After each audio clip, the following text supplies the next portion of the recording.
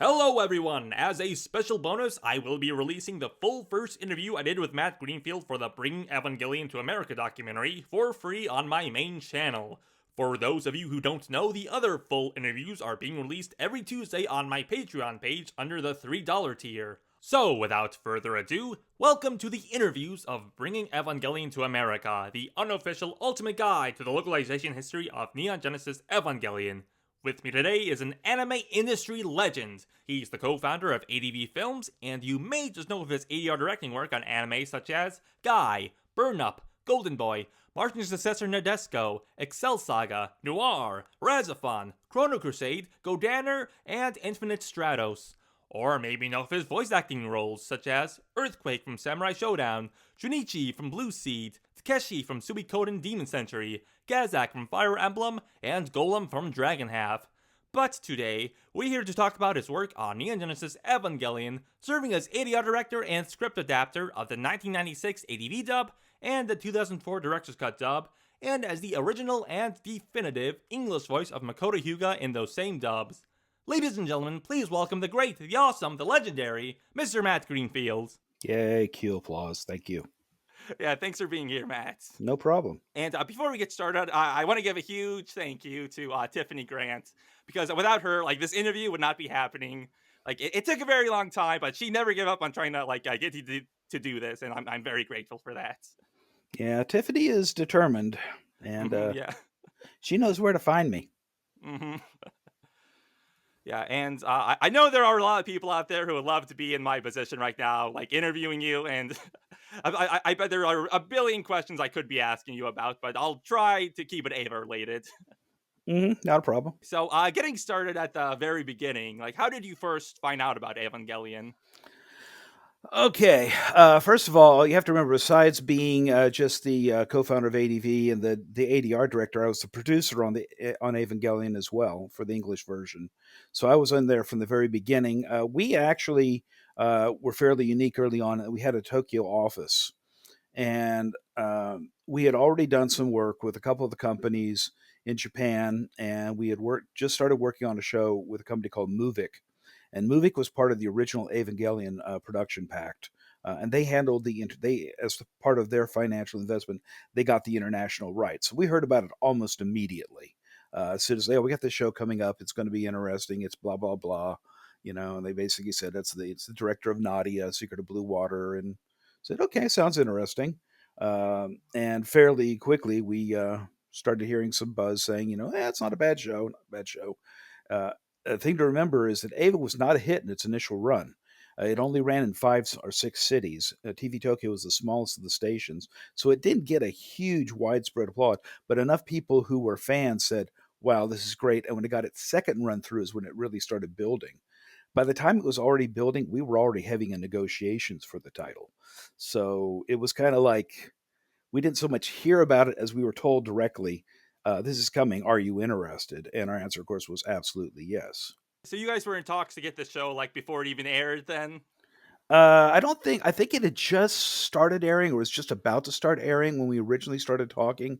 It's hard to remember that far back, but yeah, we actually, we basically looked at it as so we did a show called Blue Seed with Movik. And we actually, Blue Seed and Ava were in negotiations at the same time. And Blue Seed was already basically a finished show, so we got the materials first. And we actually used Blue Seed was kind of our pilot program for Evangelion because we had never done a TV series up until that point. We'd only done OVAs, 1 or 2 shot shows. So we were kind of experimenting on Blue Seed, what works, and then we would apply the same tricks we'd learned on Evangelion. But yeah, so it was very early on. In fact, a lot of people were kind of shocked at how quickly we got it, because I know some of the other companies thought they had an in on it. And we're kind of surprised to find out, oh wait, they're already in. Now I do know, and this is a question I know you're going to ask me about, is there's a big company that was interested in it. Now they were offering a lot of money, but they apparently basically wanted to buy all rights. Basically, we're buying the footage, we'll do whatever we want with it. This company was never named specifically, but if you look at who was doing things like that around then, it was Saban. Because they bought all the rights to Mighty Morphin Power Rangers. And of course, it was actually a totally different show, and just used the monster footage for that. And they had done a couple of other shows, and they eventually took the third season of Gatchaman, and it became Eagle Riders, if that title sounds familiar at all. Yeah. Uh, and again, it's the thing was they were looking at TV releases. In order to get a show on TV back then, you needed 40 or 50 episodes at least to get into syndication. So, a show with 26 episodes is not long enough. So, you either have to do a Robotech and put 2 or 3 shows together, or you have to say, we need more shows. And I think that's why they eventually fell out of it. That question was something that Aaron Clark over at Ava Monkey wanted me to ask about. Mm-hmm. But yeah, So yeah, I've shout heard out to that him. story's mutated. I've heard Sony, I've heard all this stuff. No, we were 99% sure the people we were bidding against in that early phase was Saban. But I think the fact that they wanted to cut it up and re-edit it was pretty much a no-go. Because I guarantee you, we could not have outbid Saban at that point. They were riding high. And so, had you like seen the entire series before you started working on it? Define working on it. I mean, as far as By the time like ADV was getting material, and like I guess you were like writing the scripts, like yes and no. Okay, here's the thing: the final finished version as it existed wasn't actually finished until after we released the last volume of the TV series, and this is why we eventually went back and did the director's cuts, because what Gynax did is they held back those last couple of episodes and redid them using footage that was produced for Death and Rebirth. Uh, so those episodes do not match what was broadcast in Japan originally. For many years, the only way to actually get those was to actually buy the ADV releases, because the Japanese home video releases were actually the step up version with the additional footage. mm-hmm. So we had seen the show more or less in its entirety, but there were some things that came back in the director's cut version that we hadn't seen, that we felt, like, okay, well, that changes things a little bit there. Uh, so those things came out of the blue. But basically, with Evangelion, we had watched the entire show, know everything forward, have a full translation, because the dialogue is written in such a way that many things have double meanings.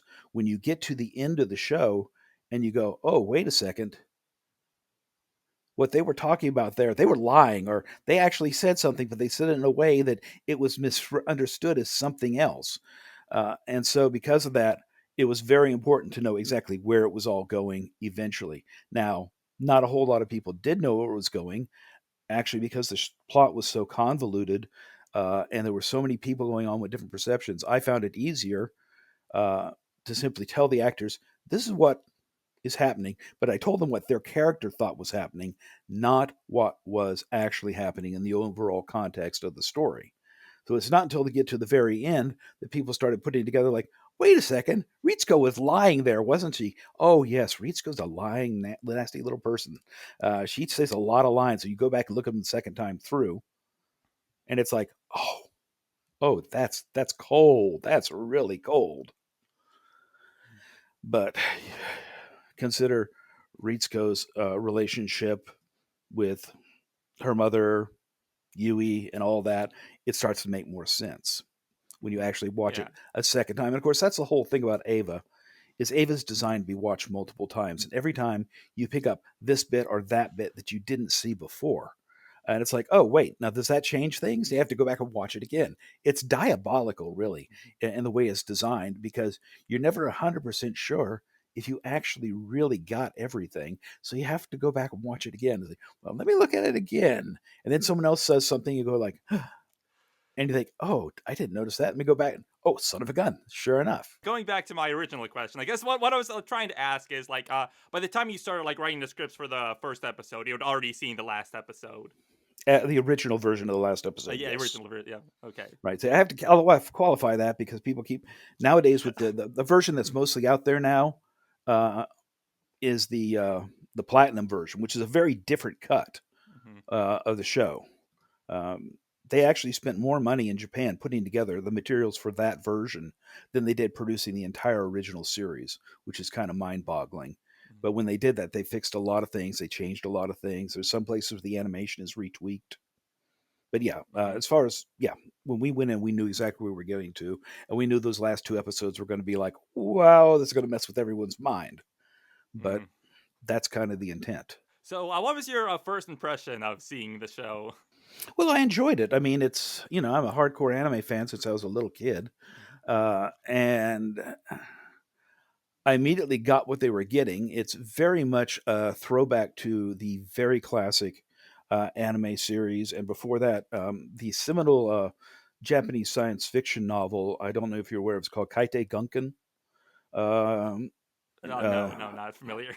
Undersea Battleship. It was made as a live action film as Atragon by Toho in Oh the yeah, '60s. I'm familiar with that one. Yeah.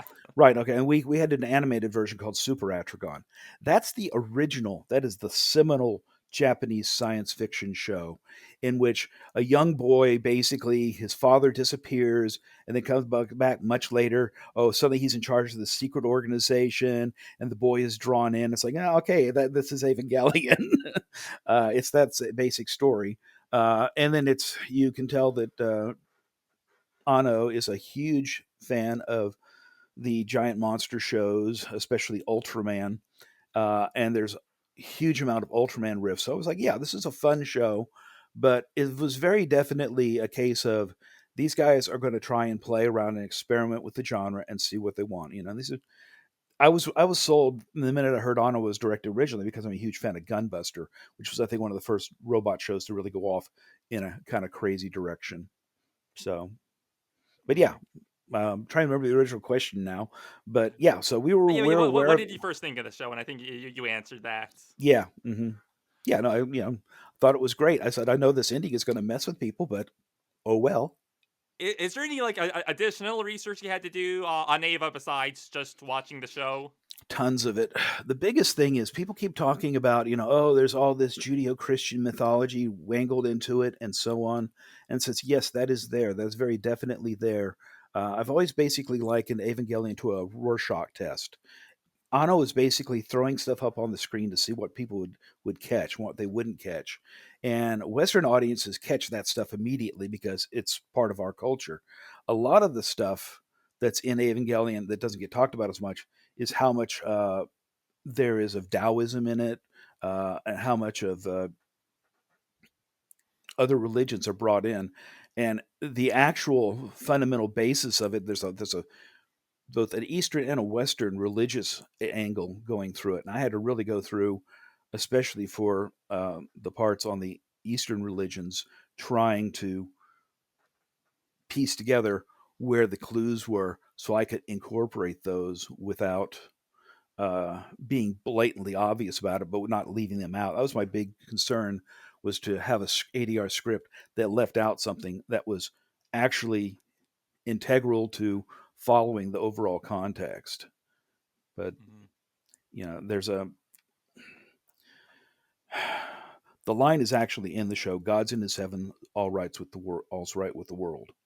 That actually is basically the fundamental philosophy underneath Evangelion. The primary differences between Eastern religions and Western religions is in Western religions, God is a separate entity on a high off plane, kind of watching overall. Eastern religion, it's internalized. You find spiritual advancement within. There's a lot of things about reincarnation, meditation, and if you actually look at the basic premise of Evangelion, the Avas are not mechas. They're living creatures. They're female, and the kids are over and over being put into these female bodies and pulled out. And each time they go in, they come out having learned a new lesson. And so it's stuff like that saying, okay, I need to make sure that stuff is referenced in there, but obliquely without saying, "Oh, look what they are doing." So yeah, it was a tricky show to write. I would say up until I did Excel Saga, it was the hardest thing I ever had to write. Hmm. And so, what was casting for this series like? It was weird. That's the way I'll put it. Um, we knew immediately when we started doing it that we did not have enough of our regular players cast to do it all. But there were certain people we thought, well, they would probably be good for this. They would probably be good for that. We did a lot of readings with newer actors coming in. We had a bunch of the older actors read against type. There was some of the casting did not go the way the actors wanted. I don't know if Amanda told you that she went in really wanting the part of Misato. Yeah, yeah, She yeah, yeah. really, really wanted Misato. And I said, Amanda, I think you'd make a great Misato, but I need a Ray. And I think you're a better Ray than anyone else I've got is going to be. And she has done pretty well by having been Ray. It's not a bad gig to have had. And ultimately, Misato is a great character, but she's a supporting character. And Ray is kind of an archetypical figure. But yeah, said it was difficult. We really were down to the wire on a couple of the actors, and we had a few people come in and actually read for the parts and paid them, and then ended up not using what they did. Simply because, it's not exactly what we were expecting or what we were hoping for. And I look back on it now. There's two or three people that I did cast. I said, man, I really should have cast them as something. And there's other people that I'm like, well, they did the job, but perhaps they were not the best choice they could have been. Uh, but it was what it was. It was a matter of getting the job done. And we had a deadline we had to get it out by. Well, personally, I think all the casting is perfect. I think you did a really good job there. No, as I said, I think it all gets the job done. There's nothing in the cast that makes me go, ooh, ick. Uh, Today, which is quite often I look at some of the older shows, I go like, I'm not sure I was using that actor. Uh, but actually, if there's one person I would recast, it would be myself. And do you remember who some of the actors were who you ended up not casting? I will not do that. I'll not do that Oh, to them. okay, okay, They were people okay. who, We'll skip that then. Yeah. yeah, I mean, I will tell you that Jessica Vello was very close to being uh, um, Maya. We were Hmm. really thinking about her, and she would have been a good choice for Maya. And I think we would have got a little less flack over the voice, uh, as opposed to Kendra, who was quite a bit deeper. But I actually we opted to go for Kendra because her voice was deeper and stood out among all the other high pitched female voices in the cast. One of the things you always have to consider when you're casting an anime is, do the voices actually stand out enough that you can tell who they are Hmm. when you're not seeing them? And Yeah. in Evangelion, that's especially important because quite often there's a lot of shots where it's just a voice over the screen or a bunch of people standing there and you can't see any mouths moving because they're reusing the same animation over and over again. So you've got one guy sitting here reading a piece of paper like this and another guy going, and another person's the back of their head. And it's like this whole conversation going on. It's like, who's talking? We don't know. I really like Kendra's Maya, so I think you did a good choice there. No, I think she was fine in the part. So we took some flack about, oh, why is her voice so deep? Because all the other characters aren't so deep. Yeah, and I know Jessica, she is in the show. She's like one of the announcer voices, like doors opening or something like that. Yeah, she's one of a pair of women in a shopping center who are going out shopping, while Kenji's wandering around or something like that. She's in there a couple of times, but she came in and she kind of disappeared on us for a while. So she very likely would have been pulled into the show later as another character. But Yeah, I know Evangelion. That was the first show like Jessica did. this is why I'm not going to do it to the other actors, because it's one of those things where it's like, yeah, I don't want to talk about a part I didn't get. If they choose to decide that, that's fine. John Swayze is very open about how when he went in the first time, he thought he completely blew his audition. So, Hmm. and of course, he started off as Asuka's dad and then became Shinji's dad. So Hmm. go figure that one out. Yeah, and so from what I've been hearing from the voice actors is that like some of them auditioned for their roles, but like most of them were just like assigned roles. So from your recollection, like which characters like did you hold auditions for, and like which Okay, characters did you just like assign let me an tell you a actor to voice secret. them? Most of them did audition. They just didn't know they were auditioning. While doing other shows, I would say, hey, can you read this line like this? And go, okay, thank you. There was a lot of that going on. Uh, Uh, Now there were one or two exceptions. The biggest one was when we were casting it. Everybody who knew the show at ADV, and there were quite a few at that point who were already hardcore fans, were like, "Well, I mean, Asuka, that's got to be Tiffany, right?" Everybody said that. I mean, it was just weird. It was like everybody, and it's like, okay, I'm getting some vague hints from the atmosphere that perhaps this is the right person to cast as Oscar. And then learning that she spoke German was like, so all I did was ask her, could you say this line in German? Okay. Tiffany's Oscar, not a question mark. Then, of course, she was bugging me for the next 6 episodes because she doesn't come in until, a third of the way through the series. She's like, this show is going on and on recording forever, and I'm not in it. You keep telling me I've got an important part. How important can the character be? Yeah, she found out. Yeah, so you like secretly like auditioned Tiffany like early on then without her knowing. Yeah. Mm-hmm. Yeah, I mean, and you did that with like a bunch of actors I then. do that. Do that all the time on shows. It's just you've got an actor there in the booth. You finished up early. Hey, try this, reading this. Try reading that. Blah blah blah. Hey, let's go back and reread this line a slightly different way and see what happens. Uh, it's just more convenient as opposed to having to come in with all the pressure of you got to do this. The biggest thing, as far as I was concerned at that point, with the voice casting, I wanted people who could come in and actually do the work without struggling with the technical aspects. And it's amazing how difficult doing lip sync was back in those days. These days, the software is so much better. We can take lines and stretch them and compress them. We can cut out the individual syllables and move them. We can take out just the letter and change the letters, make a word that starts with a P, start with a T. It's insane what can be done now. Back then, we could do a tiny bit of compression before it started sounding like a chipmunk. Uh, so the actors had to be very, very good at watching a line and hitting the pacing of it about right. So we didn't have to tweak with it too much. And to do that repeatedly without having to do 5 or 7 takes. I'm always of the belief that the earlier the take is in a series, 9 times out of 10, it's going to be better because the actor's not getting tired of it, not overthinking it. So we were really looking at people who could just come in and nail the dialogue very quickly, especially a lot of the stuff in Ava, which is very technical, techno babble, and you're going blah blah blah blah blah blah blah blah blah, and everyone's kind of their eyes are glazing over the third take they did it. And I said, yeah, you left out the one syllable in there, that 5 syllable word. I did because it's a non. Yeah, Hmm. it can get painful.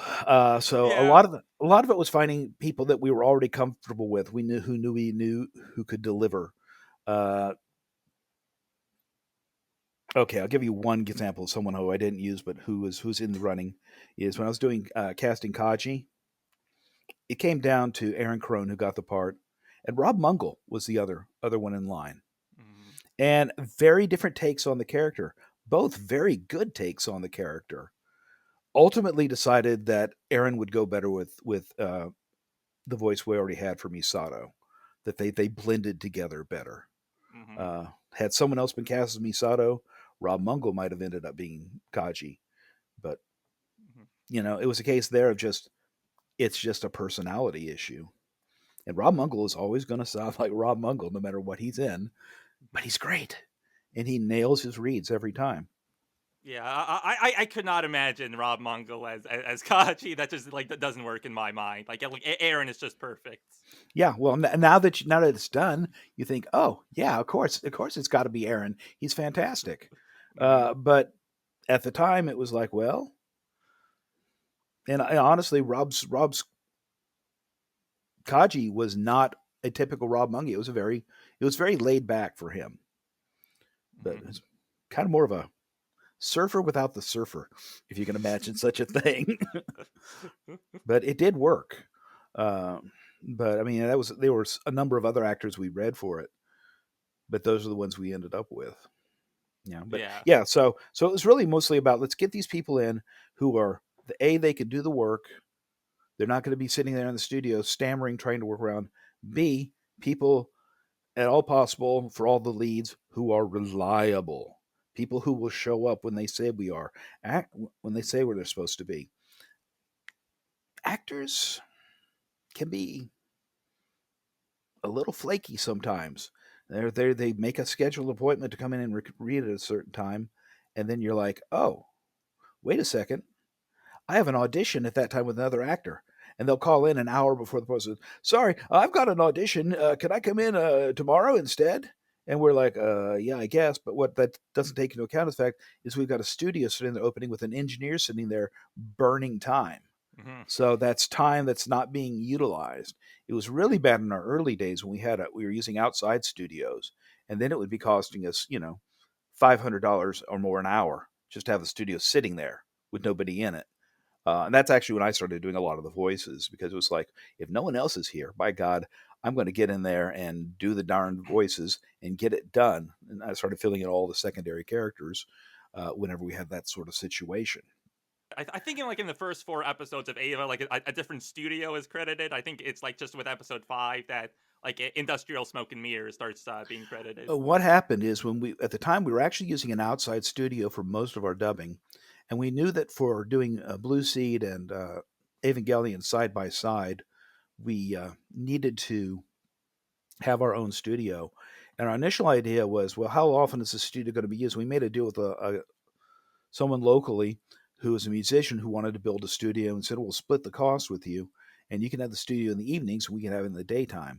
Well, what we didn't know is that they really didn't know what they were doing. And we ended up, the 2 test programs we put through there were badly messed up. Lines missing, things disappearing. We finally found out that the system that we used at the time was what's called an Avid Audio Vision. It was one of the very first. In fact, it was the first system specifically designed for dubbing motion pictures, all on one piece of media. And even though it's a quote Avid, it was actually based upon a Mac. And he had gotten this idea that, well, it's a Mac, I can play Mac games on it. And he had loaded all these game software into this ridiculously complicated audio bit and completely screwed up the program, and we had to basically have it flushed and reprogrammed. And at that point, we were like, okay, this is not good. Yeah. And so we distanced ourselves from that situation. We brought in Charlie Campbell to be a full-time engineer. And so when we started recording with Evangelion, that's why Charlie was there as the engineer from the beginning. So we need someone who knows what they're doing. Charlie, I should point out, we had already worked with quite a bit over at the other studio, which was Texas Video and Post. He and Paul Killam, who did all the mixes for Evangelion, were regular recording engineers there.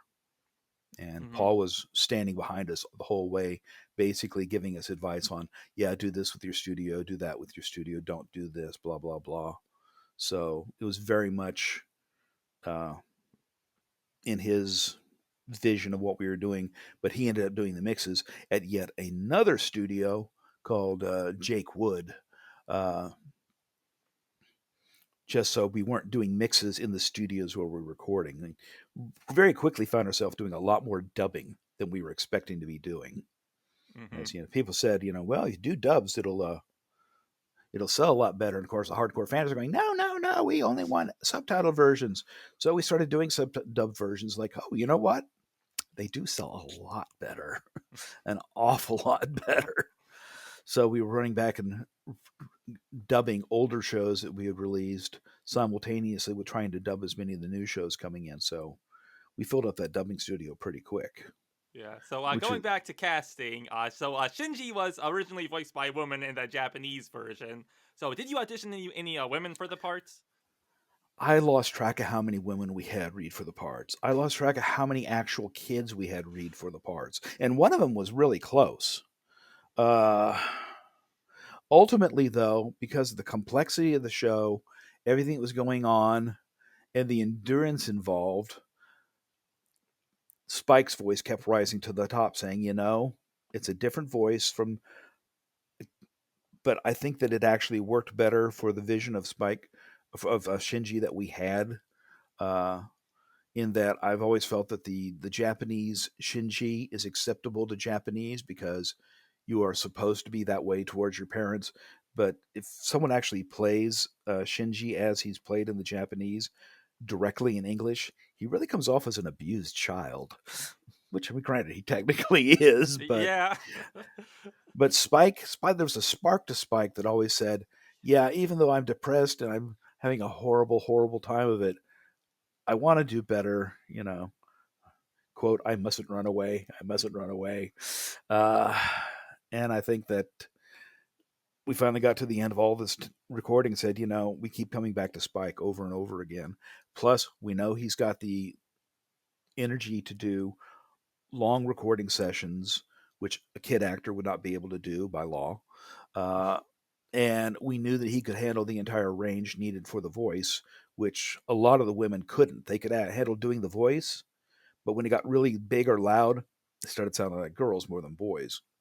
Mm-hmm. You know, and a lot of that I think has to do with the nature of the Japanese language and how much more guttural it is compared to English. But Mm-hmm. but yes, no, we did. We believe me, that was one of the early on things. Like, well, let's try and get them. I mean, I don't know if Amanda mentioned that she read for Shinji at one point. No, she didn't. Yeah, she actually has a fairly good little boy voice. She'd done a show for us called Mighty Space Miners, where she played a character named Yeah, I Ushiwaka. seen that one. Yes. Yeah, okay. So, and that was the problem, is her character always sounded about that age, which is not where Mm-hmm. Shinji is. Yeah. Yeah. That's something I've noticed a lot, in like anime dubbing. Like I think in Japan, a woman can like pull off, or in Japanese, like a woman can pull off like an older like 14, 15-year-old boy voice, but like usually in English dubs, they just have a man do that role. Like I know that like the same thing like happened like with Full Metal Alchemist. Like it was like Romy Park in the original, then Vic Mignogna in the like English version. Right. Yeah. No, it's a tricky thing because what works in one language doesn't necessarily work in another. Mm-hmm. Uh, and you know, it's amazing how sometimes that you'll sit there and go like, well, that ought to work. That sounds exactly like the Japanese, but when you put it in English, it just sounds odd. Uh, and it's a cultural thing, and you want a perfect example. Go and look at some of the British shows uh, with young kids and compare them to American shows with young kids, and they don't sound anything at all alike. And even though those are British schoolboys and girls, they don't sound like American schoolboys and girls. It's the emotionality that they normally present and so on. It's different. You Mm-hmm. know, I don't. Yeah. I wouldn't say that we couldn't have eventually found a girl who could have done the voice. Over the years, we found several. Like Lucy Christian would have been a phenomenal Shinji, for example. She can handle that range. So could have Shannon Emmerich, for example. But it's a relative thing. By Mm-hmm. the time we were getting towards where we were getting, we had to go into the studio. We hadn't found anyone who was coming close to what Spike was delivering consistently. And of course, at that point, Spike had already recorded a couple of shows with us, and we knew he was going to be there on time, do what he needed to do. He would whine about the fact that Shinji was such a wimp, but you know, that was part of the fun Yeah. of it. It's like, I think it was the third, is it the second or third episode where he walks around Tokyo just sighing. It's like, really? Is this all I do? Is this all I do? Walk around and whine? Mm-hmm. Yeah, Yeah, kinda. I think that's that fourth episode. hmm Yeah, I can't remember which one it is. So remember it was one of the early ones where he really did a lot of wandering around and whining. Yeah, that's episode 4.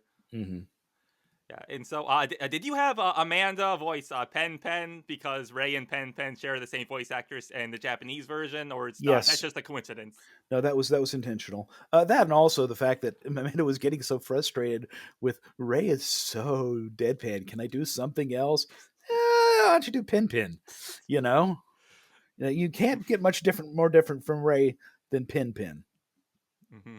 So yeah, that was very much. We tried to follow the cues and the casting. It wasn't as bad as some shows I've done where the casting is literally critical and character A has to be voiced by the same actor as character B. Excel Saga, for example, is infamous for that, where it's like half the plot actually revolves around who the voice actors are. Uh, but yeah, it was that. It was like, okay, I know she's going to have fun with it. She did a great job with it. Why not? There you Mm. go. Oh she loves Pen Pen. And she certainly wasn't going to do one of the voice of the Evangelions because that would have ripped her throat to shreds. Mm.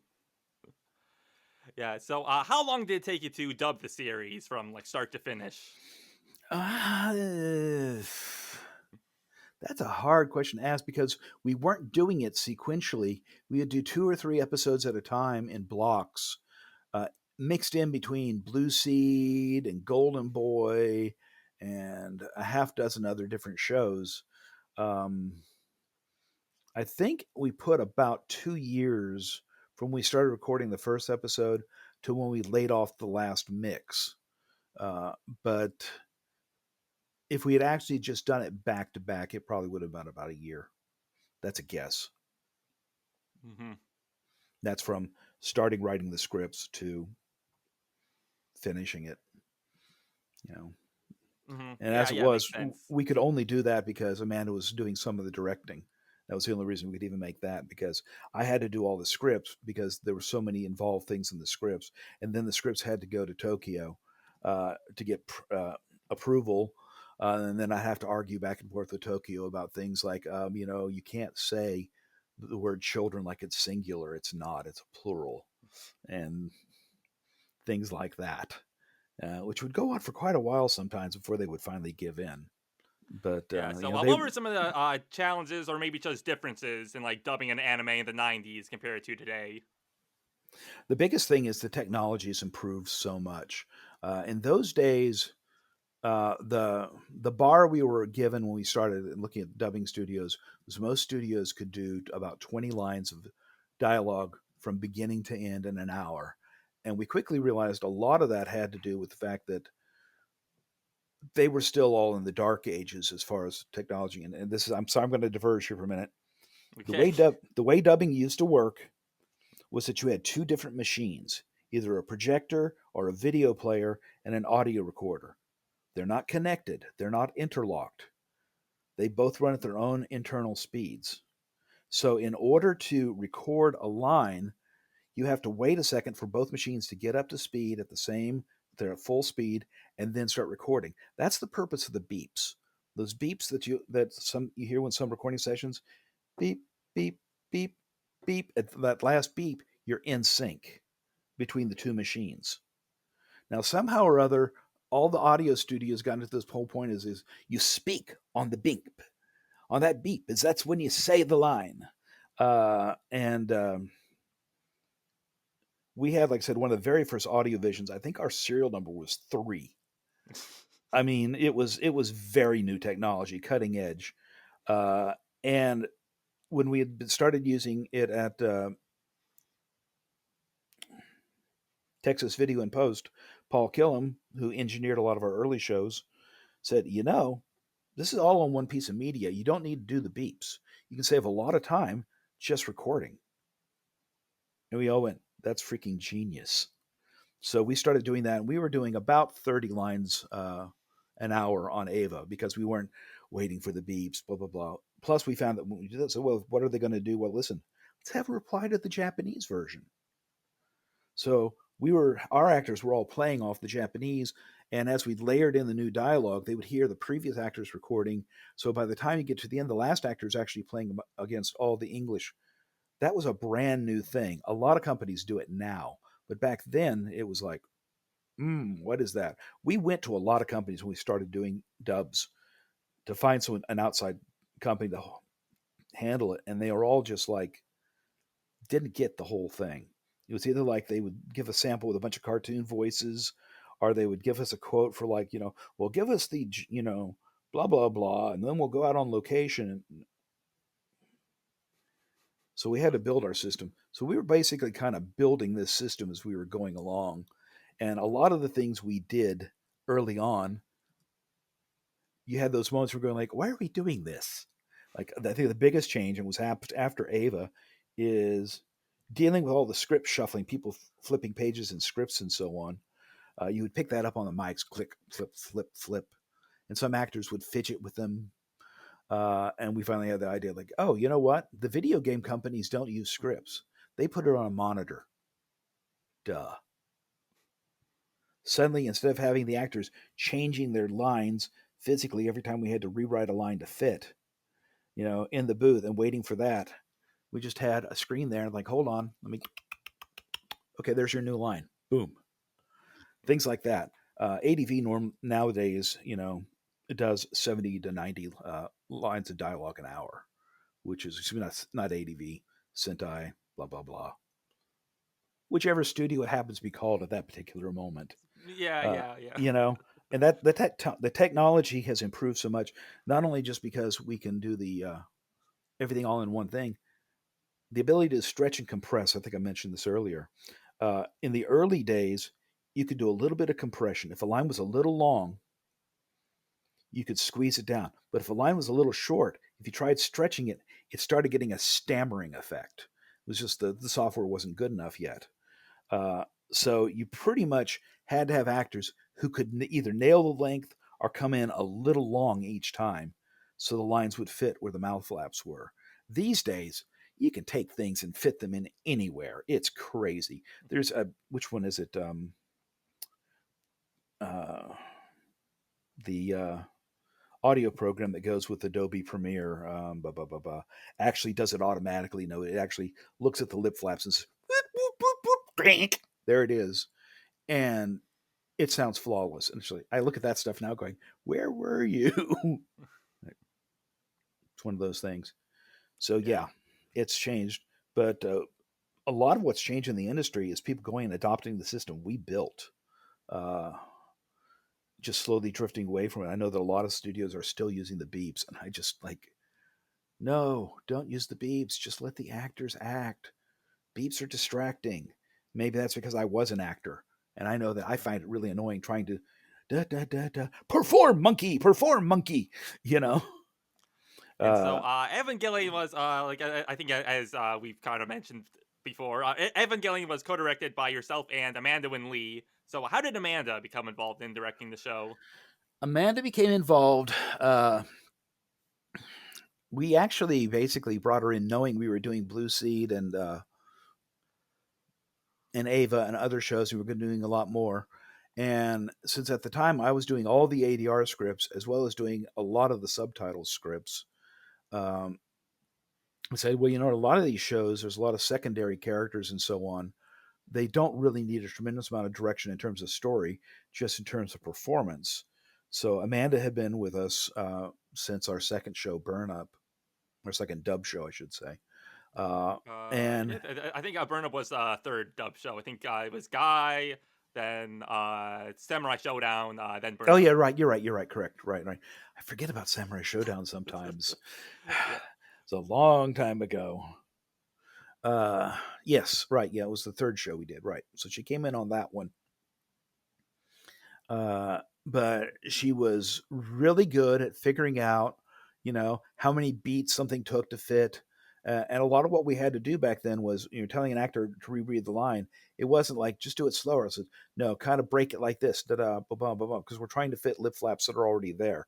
It's like taking a jigsaw puzzle of a scene, and the part that has the dialogue on it gets pulled out, and you have to find two exactly identical pieces to put in their place, but they're different pieces, but they fit identically. And she had a knack for it, and I said, would you like to try directing some of this? So if I recall correctly, the first thing we had her direct on was actually mentioned it earlier, Super Atragon.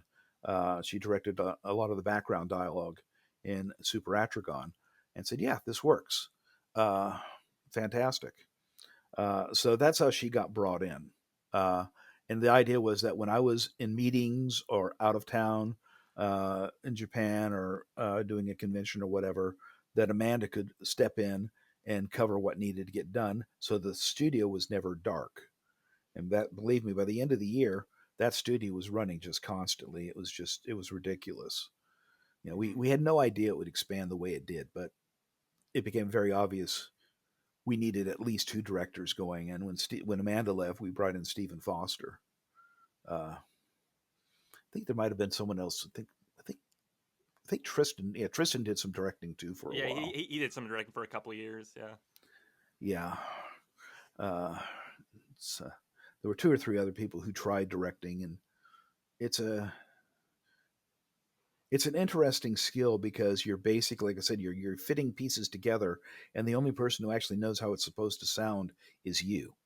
And you're basically trying to guide these people to reacting to people who haven't recorded yet. Uh, so finding people who could actually do that was tricky. I think this day and age, there's a lot more people out there who are like, "Oh, I love anime. I do this for fun. I do my own fan dubs. Blah blah blah." So I've got some kind of idea how to do it. Back then, it was like this arcane mystical science, Hmm. and I would be sitting there. The actors. This is one of the things the actors always make fun of. Is a line would be recorded, and I would look at it and say, "It's two flaps short," and the second line, and I just and I'd start rewriting the line in my head. Okay, try this, and they would see me in the booth going, and it's just me trying to distance myself from the local situation. Uh, but they're like, "Oh my god, am I doing that bad?" He's crying. No, no, that's not what was going on. It was just me. How many? And I got to the point where we could simply sit there and say, "All right, do it this way. Change this word to this word, this word to this word, this word to this word. That'll cover the beep situation." And then they record it and then tell the engineer, "Okay, move it 8 frames to the front." Oh, look, it works. Good. On we go. That's the other thing, the big change. The quality of the engineering has gone through the roof. Not that Charlie was a bad engineer, but we learned things that we could do as the software improved, that the director has less and less time to have to worry about actual flappage. The director can be more concerned about performance as opposed to just, does it fit? Hmm. You think about, you go back and look at some of the dubs that are done in the early days, and they're dreadful. And that's because the only concern was trying to get a lip flappage. They had no connection between the various lines. So quite often, the reads really didn't match the scenes. Hmm. I should point out that there was a dubbing studio that we patterned ourselves after from the early '60s called Studio Titra. And among other things, they did a number of the early Godzilla movies, specifically Godzilla versus the Thing. They did a bunch of the background ADR for the Clint Eastwood movies, which, of course, those are entirely dubbed. That No. nobody in the Band with No Name film speaks English except for the American actors. The Italian actors are speaking Italian. The German actors are speaking Italian. They record with no audio at the time they're recording, and then it's all put together. In fact, I think Pasolini actually uh, had his scriptwriter his credit was something like orchestrator or something like that. It was like basically Pasolini would just go and shoot random stuff with the actors just saying whatever, and then they would go and write dialogue in to fit the mouth flaps, and that's how they did their shows. But they had these big studios, like in the silent days, and they were building sets at the same time they were recording films. So it's all dubbed. It's all dubbed. And you go back and you watch and you look at it, it's like, hey, you know what? Klaus Kinski is in that scene. That's Klaus Kinski, and he ain't speaking English. His lips are not matching what he's saying. Peter Fernandez, uh, who, of course, is the voice of Speed Racer, among other things, is one of those voices you hear all over those films. He's all over those Man with No Name films. He's like, yep, that's Peter again. Yep, that's Hmm. Peter.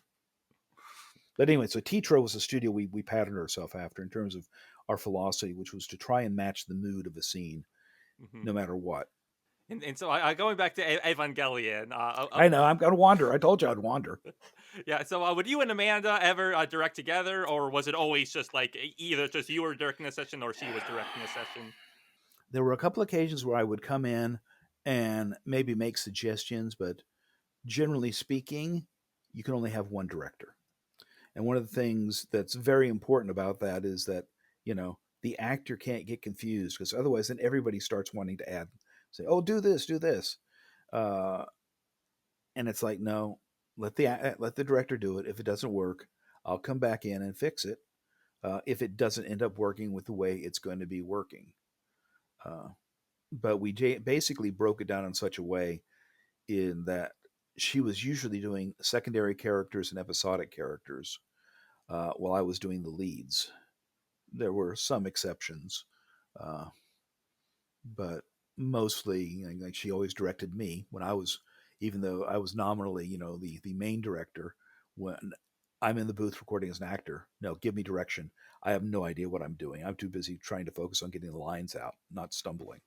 And so, would you say like one of you would direct more than the other, or would it be like pretty evenly split? Oh, I was definitely. I directed probably about, I would say, at least 2/3 of the show. For one thing, she didn't even record on some of the episodes. Mm.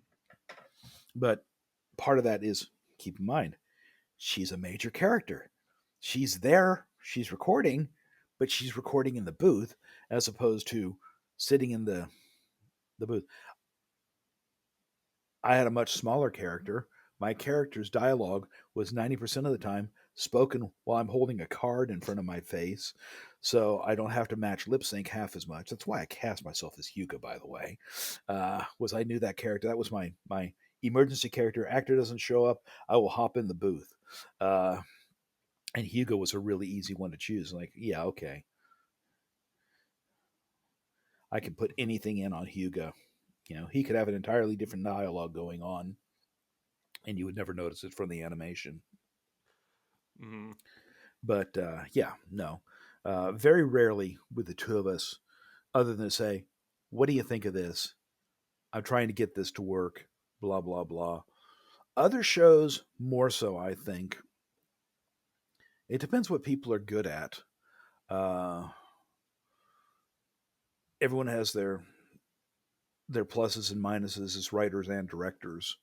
Uh, and at that point in time, I was much more experienced than Amanda was, and she was learning. She was doing a great job, but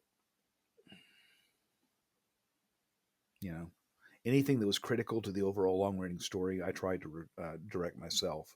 Yeah, and did you like both of you stay on the same page for the most part, or were there some disagreements on the direction?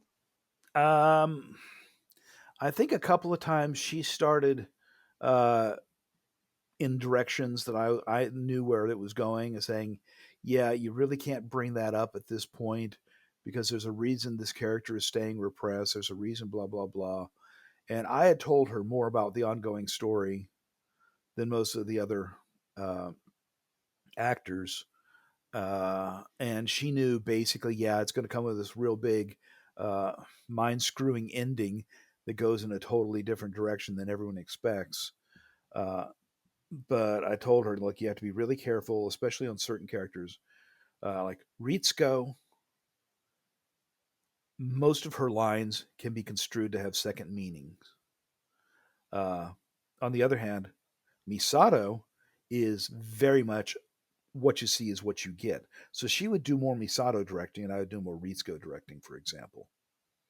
Uh, Kaji, mm, Kaji knew, Aaron knew what Kaji was supposed to know, which of course, ultimately Kaji finds out, oops, I didn't know everything and I just got shot.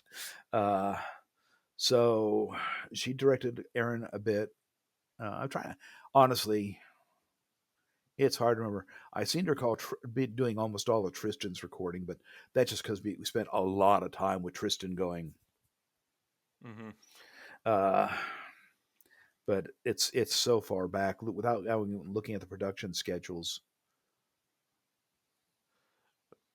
I don't remember. Yeah, and do you happen to still have those somewhere, like in a box somewhere? What? Like yeah, the production schedules. The production schedules, not so much. I've got a bunch of the scripts still, and who anything that had an approval or disapproval notice from Japan, I kept all those just so when people came and said, "Why'd you do this?" This is what they told us we had to do, even though it didn't make any sense. I did that very specifically because sometimes they would come and ask for things. I was just going like, "That don't make a lick of sense." Uh, they said, and a lot of times I would fight them like the whole Shinji being Shinji is the or Ray is the first children, blah blah blah. No, children is singular, is plural. You can't have someone be a children. You can be one of the children. That's just a Japanese grammar thing that just could not translate for some reason.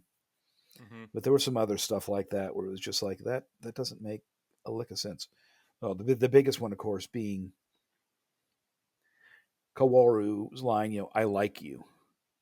And Mm, that's a case of the word that they use for like in the Japanese is much stronger than the word like is in mhm, English. And it's one of those, it's really not so weird for someone to say, I like you, Shinji, in English. It doesn't have the same dissettling feel mhm. that I love you, Shinji does. And it's not meant to be, you know, any kind of sexual thing. Jesus loves you. And it's that same kind of thing. Mhm. I just embrace your emotional state. And that was one of those ones that for years people were just like, no, that's not what he really says. No, that's what the translation says. And if you do a transliteration, that's what Mhm. it'll give you. But the intent behind it is more important than the actual verbiage in that case. Yeah, it's my understanding like that like for that scene like in the like word he uses in like the Japanese version doesn't really have like an English equivalent, so like it's a bit difficult. Like you can use like, but like that's not like really strong enough. But like you can use love, but like the problem with that is that like it leans a bit too heavy in the romantic side, which I heard it like wasn't the intent. Right. So Well, no, and one of the things you have to understand, as far as the way I used it, is down here at the time. This is the Bible Belt, and there are a lot of preachers, pay for preachers on TV, uh, and they use the word love left and right, left and right. And at the time, there was a TV commercial running for one of the churches, like all these people saying, "I am loved, I am loved, I am loved." So that was stuck in my head at the time. It's like, you know, to me, it was a common enough usage of the word love, not in a sexual sense, but in a just like a motherly love, a fatherly love, yeah. and there is no other word. We don't have another word in English that fits exactly. And that's what you run into a lot of times when you're doing a translation is you have to sit there and say, because there's a transliteration, which is this word means this in the dictionary, and there's a translation which carries the original meaning. And the important part of doing a dub, as far as I'm concerned, is that the audience sitting there watching it in English should get as close an experience to the one experienced by a Japanese person watching in Japanese, even if it means finagling the lines around. That's especially true in shows that have a lot of cultural references, where saying something like, "Oh, that's going to go over like a boat made of a ship made of dirt," which makes perfect sense in Japanese because there's an old myth about people making a boat out of dirt, and then of course, uh, Yeah, and and I do know for like that scene, like in the dub, yeah, Karu says "I love you," but I do know in the original subtitles from the VHS, he does say "I like you." mm-hmm, yeah, and that So again is he had it both ways, kind of. yeah, and I wrote the subtitles too. So it was just a case when we tried reading a couple of times with likes, uh, and it didn't carry. It's got to be something stronger. And this is the thing about voice acting: you are completely crippled in terms of what you can do. The only thing you can do is play with enunciation. The puppet on the screen already controls all the visuals, including how often the mouth opens and closes. So you've got to tailor a performance in to I have to open my mouth roughly at this pace and get everything across that tells everything. And the character's eyes are not telling you anything. Anime characters' eyes, unless they've got tears in them, don't really look any different when they're mad or angry. You got to go by the eyebrows. Mhm. Uh, it's all in the voice, and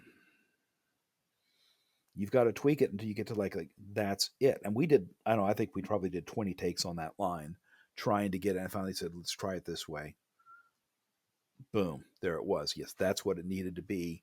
That's not only makes Kaoru instantly understandable in what he's saying uh, in terms of the level, but it's also enough that it justifies Shinji's like reaction. Yeah, I and mean, so was all of the writing for the dub just you then? yes. Well, Yeah. okay. With the qualifier, anytime a line was too short or too long, we would be rewriting it on the fly. So one of the reasons people talk about me keeping all the scripts, that's so I could have the scripts that were rewritten, so I could see what Amanda was having rewritten and what I was having rewritten. So we went in the next day, I could have adjusted the script with all the rewrites on there. So we can sit there and say, okay, this line changed here. That is going to ripple down to this line here because this person has to paraphrase it or quote it or whatever or respond in some way that references words that were or may no longer be here. And that's one of those tricky things. So I learned early on, yes, you keep track of every single change you've made because not this episode, but in the coming attractions of the next episode, oh God, they're quoting that line again. But and here's the thing: is when they did it in the Japanese, they didn't use the same line again. The actor came in and read the line, read it completely different, faster, slower, whatever. Uh, Eh. And so, something Amanda mentioned to me is she remembers like actors like getting sick a lot during the production of Evangelion and having to cancel their sessions. Do you recall that happening as well? uh, I think that was more a problem on Ava the movie than it was on the TV series. Partially because I had always tried to have someone as backup. One of them, besides having myself to read lines, is Hyuga to stick in. I could always bring in Amanda to start reading her Ray lines early. Uh, and then there were a couple of people at ADV who were actually fairly good actors uh, who would come in and do secondary voices, so our crowd scene stuff, so we could keep the studio filled up. Whereas when she did uh, End of Evangelion, she was working partially in California and partially in uh, Houston. And I know that they were having all kinds of technical problems because, incidentally, that machine they were using at the studio they were at was actually the very first machine we had used over at Texas Video and Post, and they had gotten rid of it because had been become so problematic. But that thing was built on a Quadra, so it was archaic, and they were trying to put these massive files on there. Whereas by that time we had gone in with the audio vision, they had started building these specific recording discs, and sounds really sad. They were 40 gigabit recording discs, and they were about the size of three small pizza boxes stacked on top of each other. You know, these giant things. And it's like, and we were swapping them out left and right. Whoop, whoop, whoop. Mhm. But we were on a newer version of the software. But yeah, there were a lot of people who get the I call it the actor flu, which is like, well, I'm supposed to be in there. I booked in there, but I know I'm got a regular character, so they're going to have to rebook me. But there's a commercial gig going on here, and I can make more money doing this commercial gig than I can doing the recording session. So I'm going to go shoot this commercial and then call in and tell them, "Oh, I have fallen and broken my leg. I cannot come in today. Can I come in tomorrow or whatever?" So yeah, there was a lot of that in the early days. We were not a big name in the town. You know, at the time, it was like people kept coming in like, "You're paying us to do this? What? I don't understand." And these are going where? Yeah, you're making these for Japan? No, no, no. It wasn't. It wasn't until about our third year of doing dubbing that it got to the point where everyone in town was like, "Oh, that's a good gig. That's a really good gig. You go in, they pay you immediately within like 30 to 60 days. You know, you don't have to dress up. You don't have to wear makeup. You can go in there in your underwear if you want." One actress did. Take a wild guess as to who it was. Mm. Uh, I have some ideas. yes. Uh, it was at that point it became this regular. Oh yeah, yeah. It's not a huge amount per time, but when you look at it in terms of what you get over the course of doing a series, it's a better gig than a commercial, relatively speaking. But in the early days, yeah, there were a lot of actors who were like, last minute, I need to change. And I'm sure, given that she was doing a one off production on End of Evangelion, that it was probably very difficult to get actors to show up when you wanted. That's a guess. But It might just be that I just at that point had gotten so used to the fact that actors were just like that it didn't even phase me anymore. Where Yeah. she was kind of like, wow, actors are kind of flaky, aren't they? Some of them Mhm. are, not all of them.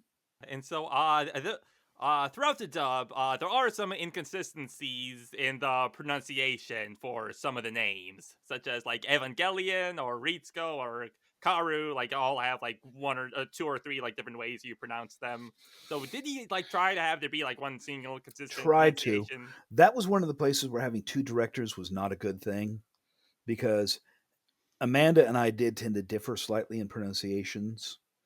Uh, and I noticed when she went to doing the end of Ava, they were doing Evangelion instead of Evangelion. And people always wonder about that. And I said, okay, here's the thing: the name of the title is not in English. The name of the title is in Japanese. Go and look at how you spell Evangelion in Japanese. Put it into any translator program. I don't care which. Put it in there and play it, and it will say Evangelion. But if you have the word Evangelion right next to it, like evangelist, it will show that as being the same word as word. Same word, pronunciate same word, two different spellings, different pronunciations. Mm-hmm. It's Evangelion is actually how it's pronounced because the Japanese the romanization system for Japanese is not based on the English language. It's based on Spanish because the Spanish priests were the one who developed the romanization system. So when romanization shows an A, it's a Spanish A. Excuse me, E. E, right, yeah.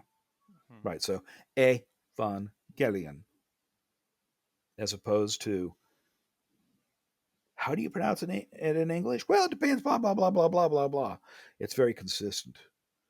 But that's true to this day. If you go to Google Translate and type in the word Evangelion, listen to how it says it in Japanese with the kana there, and listen to how it says it in English. It's completely different Mm-hmm. pronunciation. And I think she got into her head evangelist and said, well, Evangelion. But I was always going by the actual because when I was initially talking about the show with the Japanese, Evangelion, Evangelion, Evangelion, Mm-hmm. because that's how they said it. Mm-hmm. Yeah, it's my understanding that in Japanese, Evangelion is the pronunciation they use, but Mm-hmm. like Evangelion, that's actually like a Greek word, and so the original Greek pronunciation actually is Evangelion. Evangelion's not a Greek word. Uh, Or the original Greek word is Eongolos, which is actually pronounced like a U at the beginning.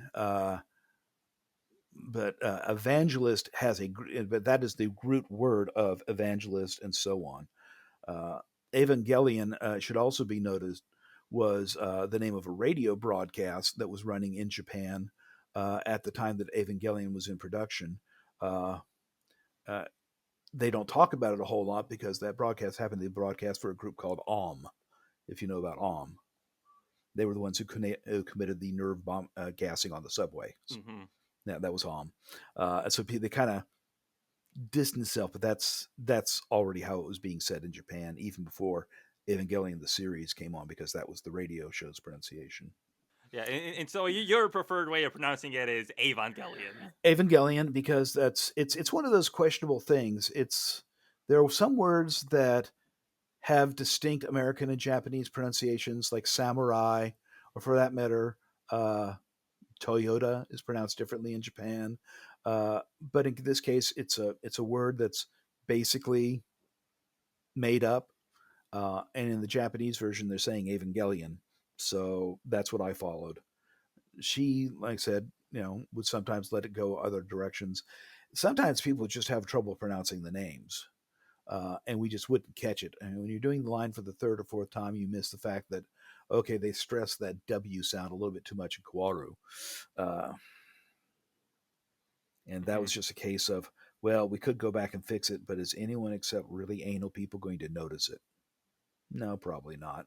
Because you have three people in a room speaking, one of them's going to be mispronouncing a word or pronouncing a word differently than the other two anyway.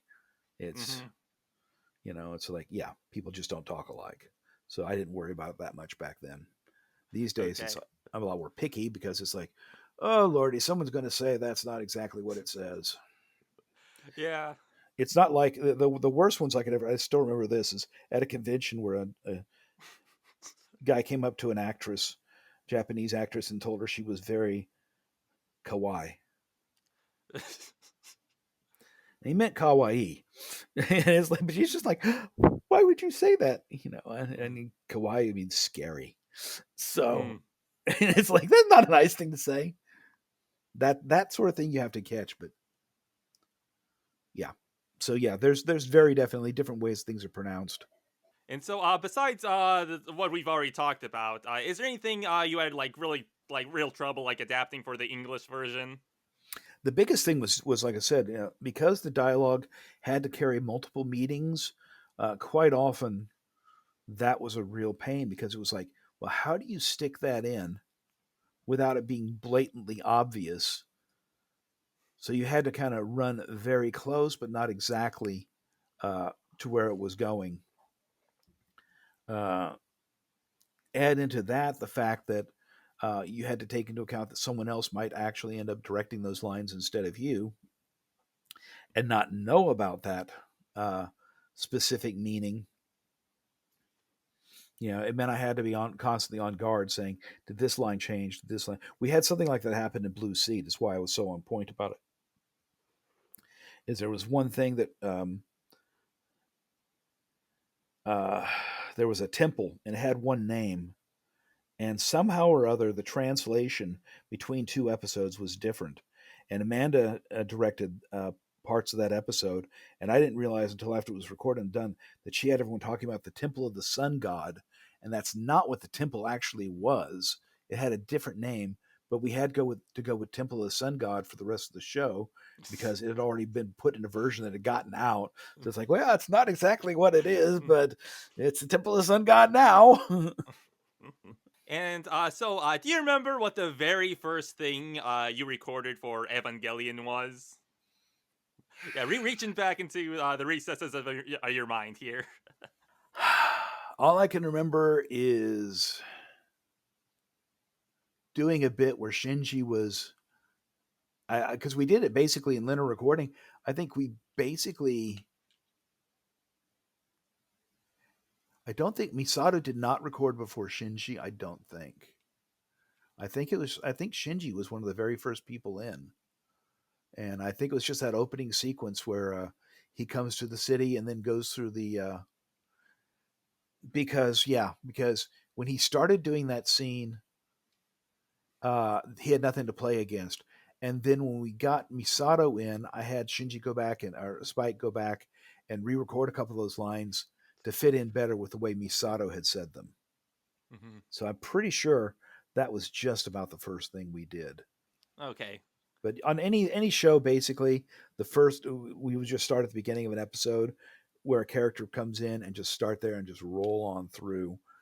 And Shinji had more recording time than anybody else by far, so Spike was spending a lot of time in the studio.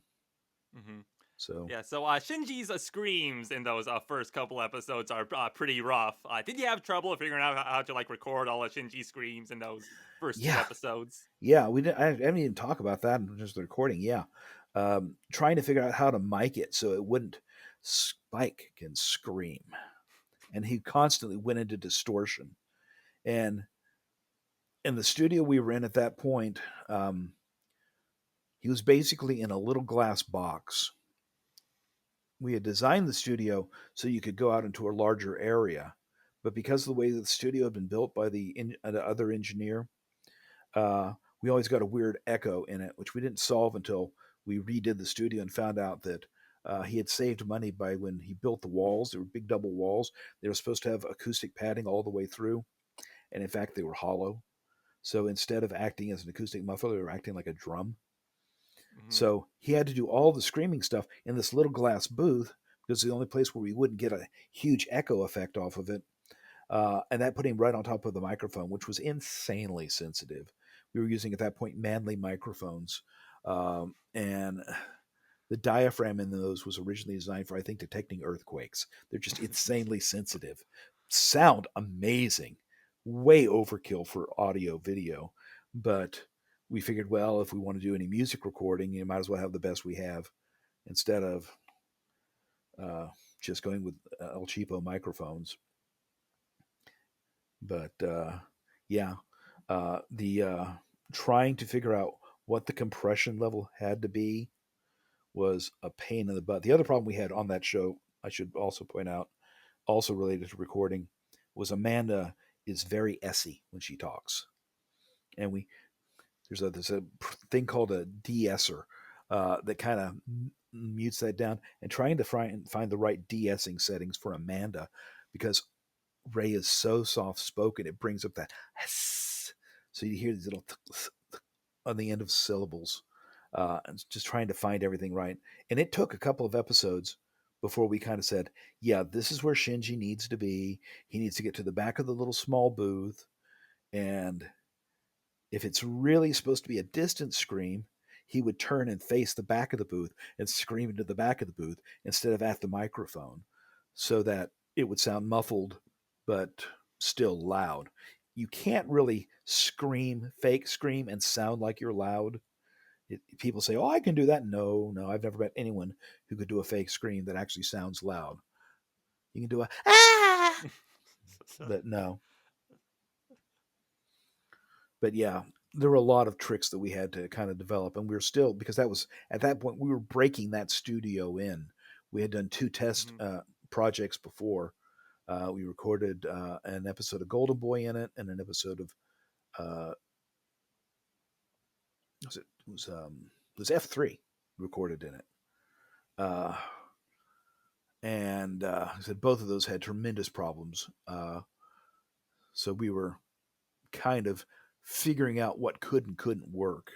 Because Evangelion, we had a brand new, we had the original mixer was gone. It was this big, huge studio mixer, and we replaced it with a Yamaha mixer, which was far more efficient for what we were doing. So just finding all the new settings and everything. Mm-hmm. Then to top everything off, this is the other big problem we had in recording. I haven't even mentioned this. When you buy a show from Japan, um, what you get now is a couple of sets of audio tracks. You get a set of the music tracks, and you get the audio effects, just the audio effects, and then you get a complete mix. And of course, if it's a Dolby mix, then of course you get multiple tracks for all of those. Evangelion, when we picked it up, they hadn't expected anything like a foreign sale to happen. So they had kind of thrown together a really quick and cheap music and effects tracks, and it was all pre-mixed together. We were stuck with this is the level of the music, this is the level of the effects. If you want the effects to be this loud, the music's going to come up to here. Can't change it. So we were doing a lot of constant writing up and down, trying to get everything to work properly. Uh, and quite often, uh, we would have to redo lines because where the finished mix would end up being it would swallow a more muted performance. So you couldn't have as much subtle stuff as I really would have liked to on that. When we got back and did the Platinum and Director's Cuts edition, suddenly we had all these wonderful, wonderful mix tracks available, and all the stuff that we recorded earlier suddenly sounded so much better because we could finally put it at levels where it wasn't, you have to bring the voice up here just to punch through, Mm-hmm. you know? Yeah, but going back to the original series and Spike's screaming, Mm-hmm. there's a particularly loud scream from Shinji that I guess has now become a bit iconic when he first sees a Unit 1. And that isn't in the Japanese version, though. So do you Mm-hmm. know why that was added? It was added because Spike did that amazing scream, and I'm like, that's a great scream, and it really hits and punctuates how totally freaked out he is, and where it hit and everything. Slide it there. You know what? It sells the scene better to me than just dead quiet. So I put it there. Mm-hmm. Simple as that, and I think it works. Again, it's trying to get the effect of the original. How shocking is this? Well, I was doing everything I could to try and get those effects to work. Oh yeah, yeah. And like I said, like that scream has like sort of become iconic. Mm-hmm. Oh yeah, yeah. No, it was a it just To me, it kind of encapsulated, okay, he's been so balled in for this entire first episode. It's like his performance has been played down so far relative to what's going on that it's like, okay, that's the freak out moment. And it's like, realistically, you're sitting there next to what you think is a robot, and all of a sudden it pops open and it's got eyes. Yeah. Yeah. And so moving on from Shinji and on to Asuka. So Asuka uses a lot more German in the dub. So how is it decided like how much German she would use? Well, keep in mind we had the original Japanese scripts, and she was supposed to use a lot more German in the Japanese version. And I met Miyamu, and she's a fantastic woman and actress, but she never learned German worth a darn. She took a couple of classes for the show, but her German wasn't very good. Uh, Tiffany, on the other hand, was flawlessly fluent in German. So if it was something that was originally Japanese, was supposed to be in German, and we could make it work, we would try. And we also developed fairly quickly what we call the Ricky Ricardo syndrome, which is, if you watch the old I Love Lucy shows, Lucy speaks, excuse me, not Lucy, Desi Arnaz speaks fairly good English with a heavy accent for most of the show. But anytime he gets really mad at Lucy, he breaks down into Spanish. And that makes perfect sense because when you're angry, you do tend to go back to. So she's supposed to have been speaking German most of her life. So when she gets pissed off and so on, freaked out, she'll devolve to German. And all I had to do was say, here's what the line is supposed to mean. Tiffany, how would you say it? And she would go, blah, blah, blah, blah, blah, blah. And like, let's do it that one. Let's try it. And if it would work, we would keep it. As simple as that. And she wrote all of that German dialogue herself, but she had proven to me that she could speak flawless German. And I think you mentioned this earlier, but was part of why Tiffany was cast as Asuka, like because she could speak German? It was the nail in the coffin, so to speak. I had already been thinking, yeah, she's the logical one. She's got the right temperament, her voice caliber, and so on. Takes this. I mean, she was definitely not a Misato or a Rei. There were no two ways about it. But she does play feisty characters extremely well. And people kept saying, "Oh well, Tiffany's going to be Asuka, right?" And it's like, okay, I'm not the only one who's seeing this. This is everybody in the building is like, Tiffany's going to be Asuka, right? It's like, at this point, I think if I cast anyone other than Tiffany as Asuka, I might get lynched.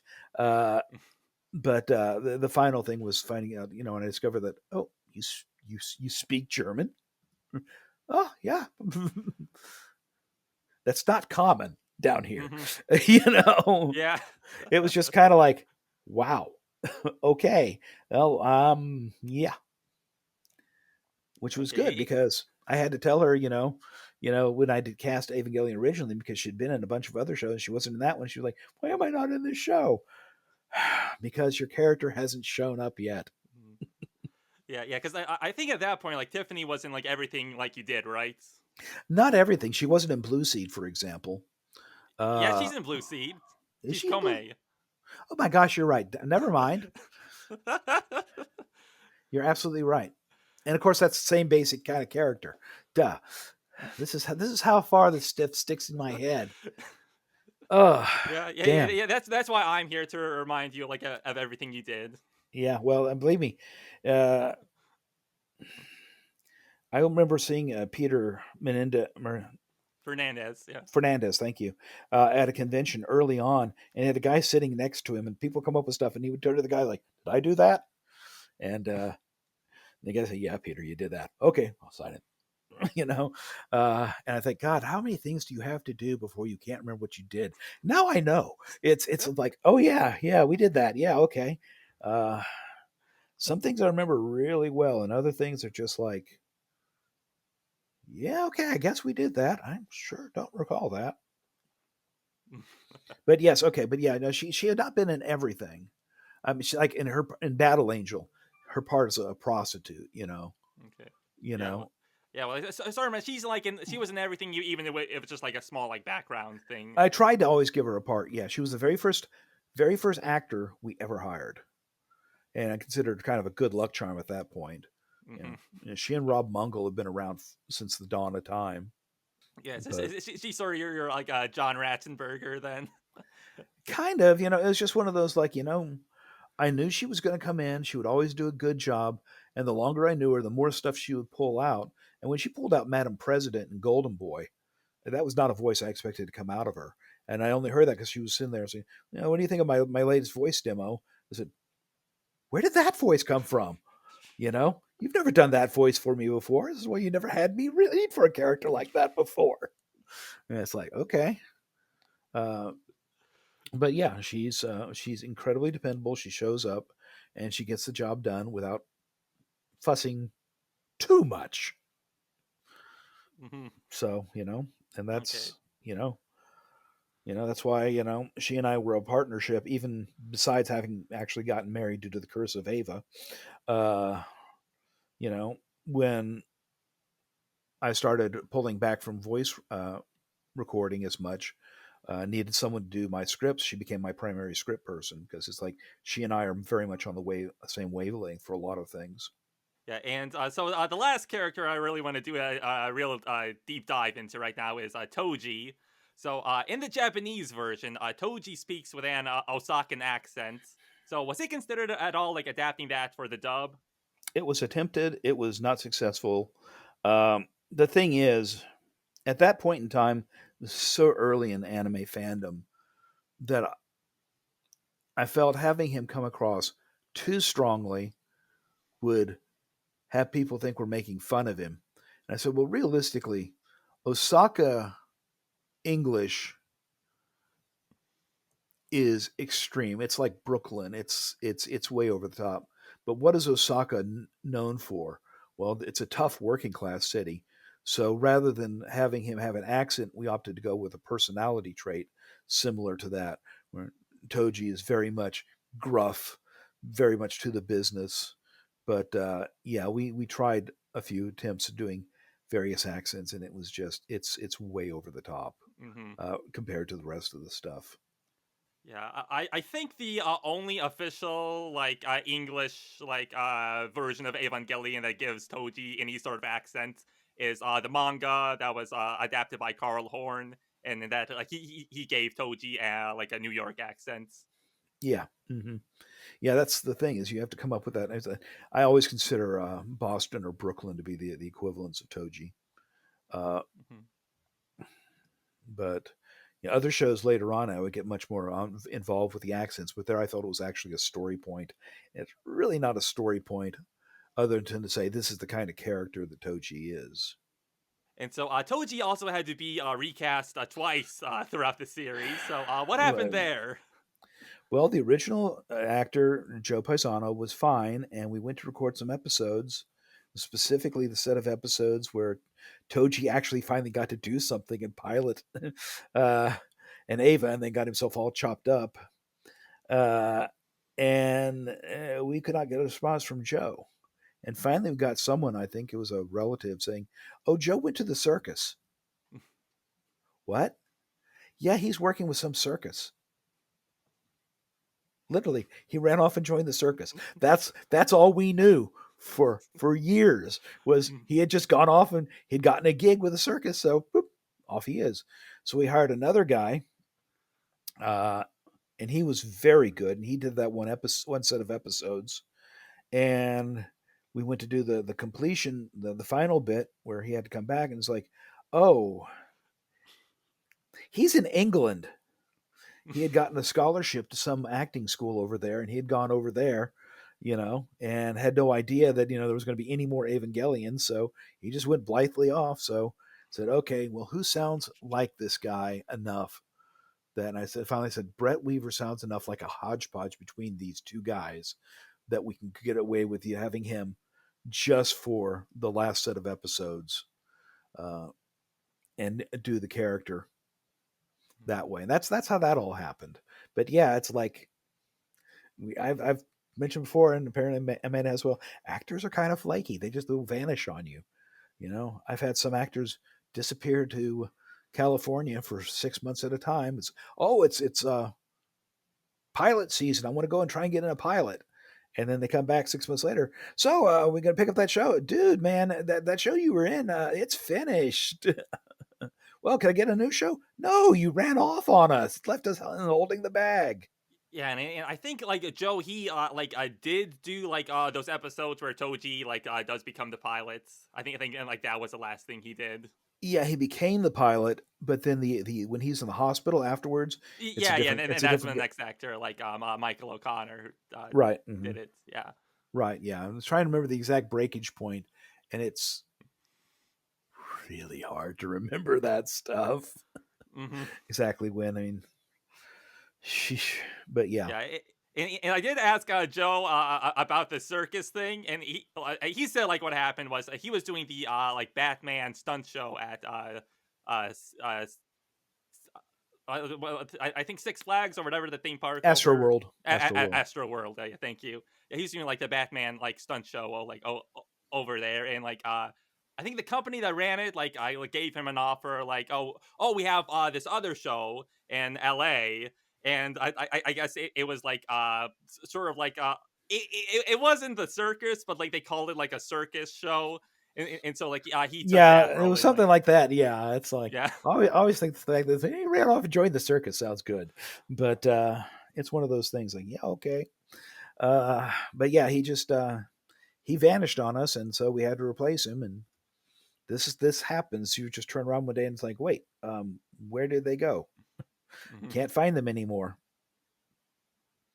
But especially in Houston, because Houston, while it's a huge city, it's relatively small in terms of the acting work.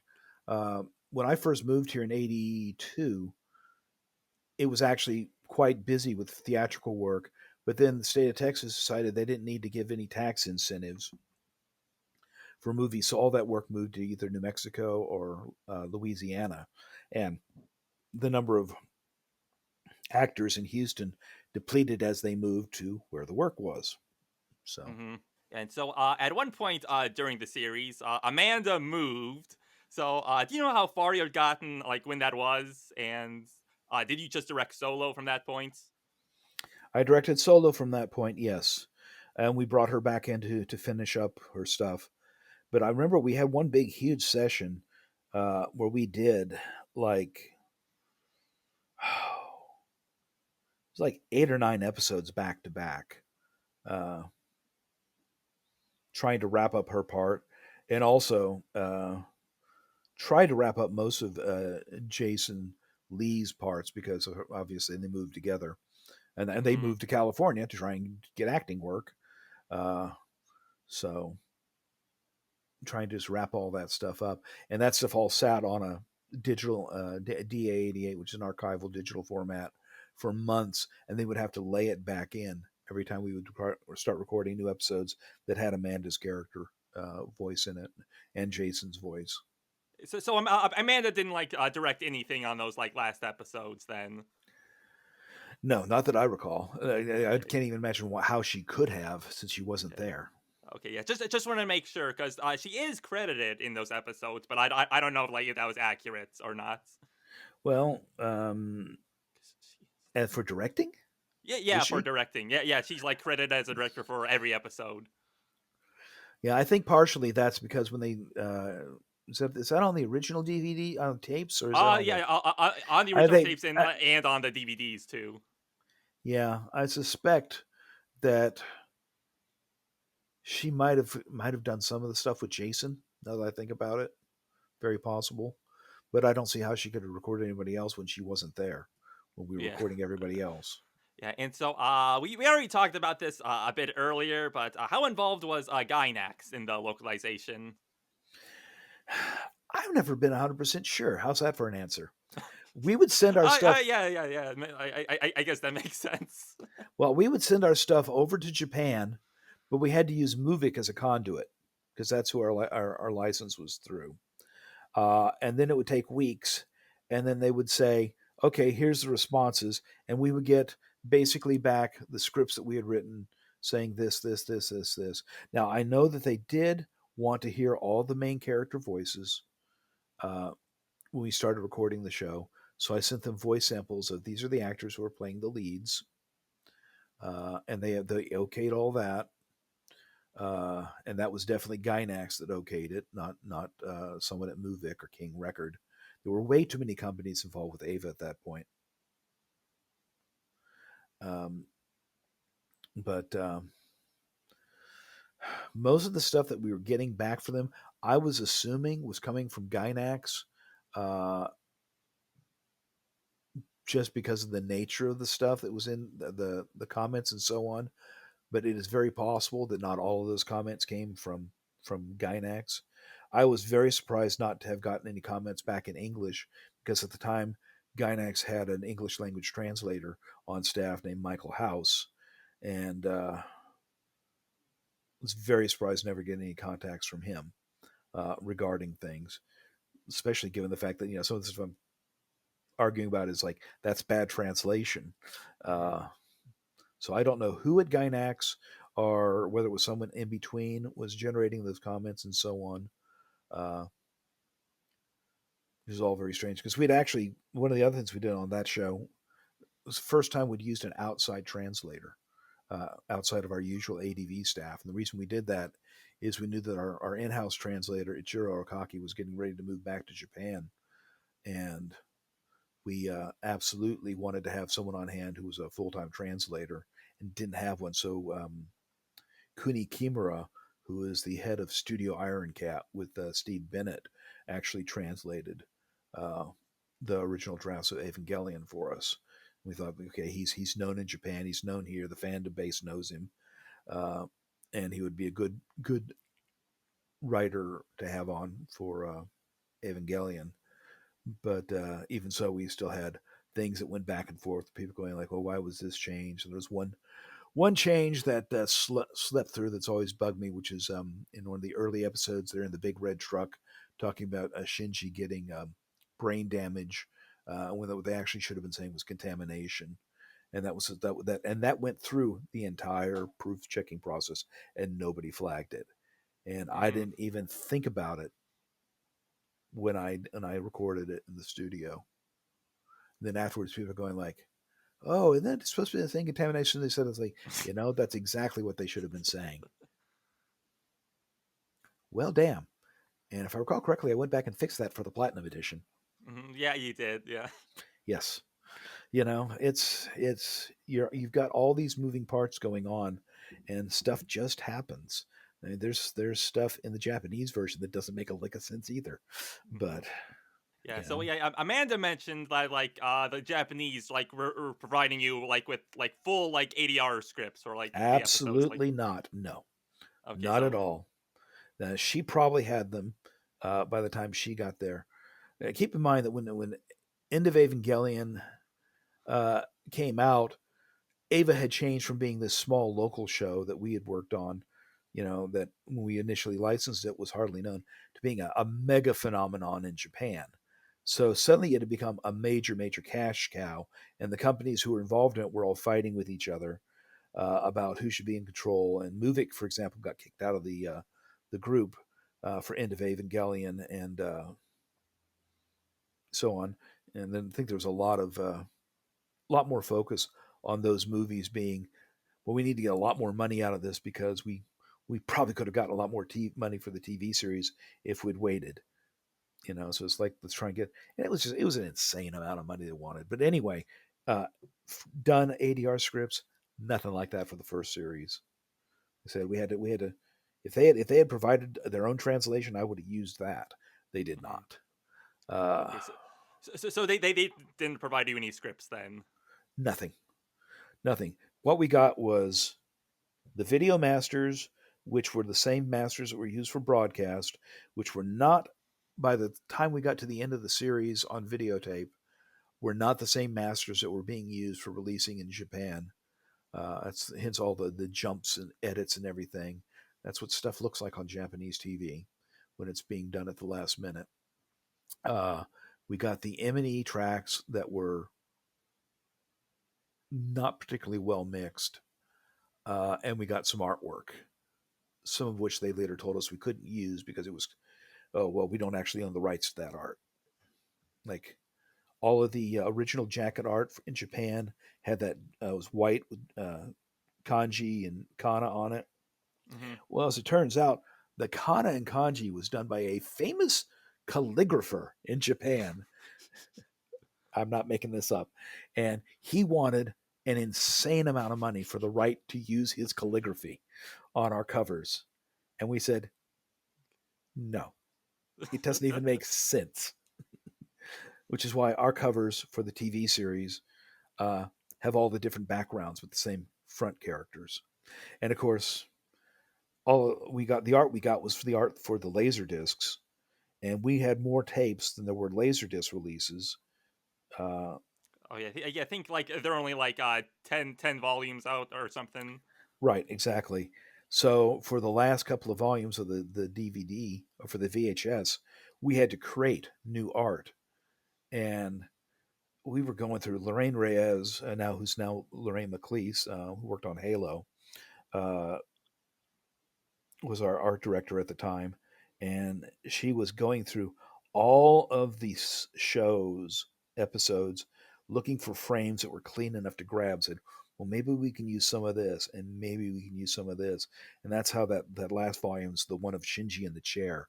It's like it's an actual frame pull from the show that she pulled, stripped down to a line drawing, and then hand painted. And it's a Mm. great cover, and just Oh yeah. amazing amount of work she put into to come up with that. But so yeah, we didn't get a tremendous amount when we got it because again we bought in very early. We finished our version before the Japanese version finished. We actually had released the last volume of the series on VHS, dubbed and subbed in the U.S. before I think volume 6 of the Laserdisc in Japan released. So we were way ahead of where they were. So any materials that were generated later didn't exist for us. Yeah, yeah. I think like it was the first like 10 volumes they did release in Japan first because then like they stopped because they were like working on the director's cuts. Mm-hmm. Right. Yeah. And of course, obviously, we didn't get any of the director's cut footage. Even though you said, hey, can we get that? Said, oh, no, no, that's going to be a separate license. Yeah. Which ultimately ended up being that's how we got the director's cut. And so the pronunciation of some of the names like Nerve, Sele, Magi, and Longinus would be changed like once Kara got like more hands-on in the localization. So was that ever an issue with Gynax or like notes he got? No, no, no. I'm honestly, the more Kara took control of the project, the more and more a lot of the changes seem to be quite. I mean, I've always basically taken it to be that, and this is merely my supposition, it's not a fact, but that basically Ano kind of thought he was going to get a little bit more running time in the TV series because his previous series, Nadia Secret of Blue Water, was so successful that halfway through the series they gave him like another 6 episodes to work with. And I think he was kind of hoping that would happen again and he could Mm-hmm. kind of spread out. And then his budget ran out. And he had to kind of squeeze. And then as each new version came out, it'd be like, well, how much can I put into this? How much can I put into this? And a lot of the changes were just because I want to make changes. I mean, the the the rebuild releases.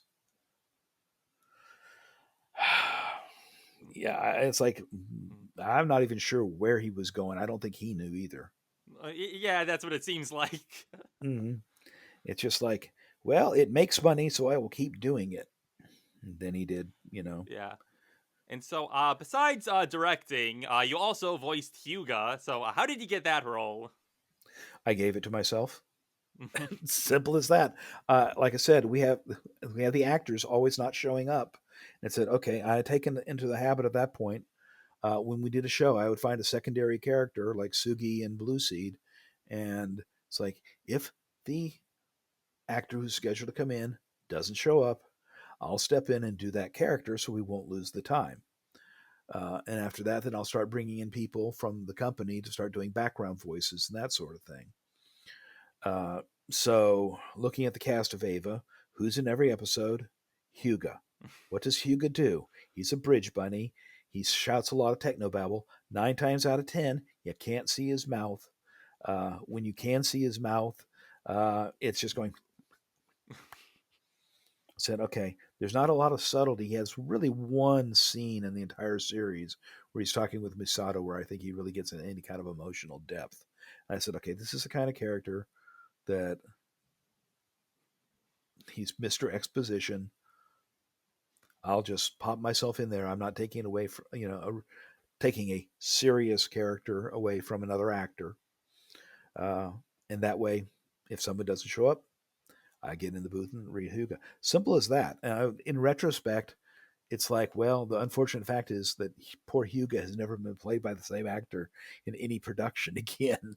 Mm-hmm. you know, and it's not like I wouldn't do it, but I think because I was a vice president of ADV Films, and later on, the owner of several other companies, I think a lot of companies feel really odd about having someone who's in charge of a competitor coming in and working on your show.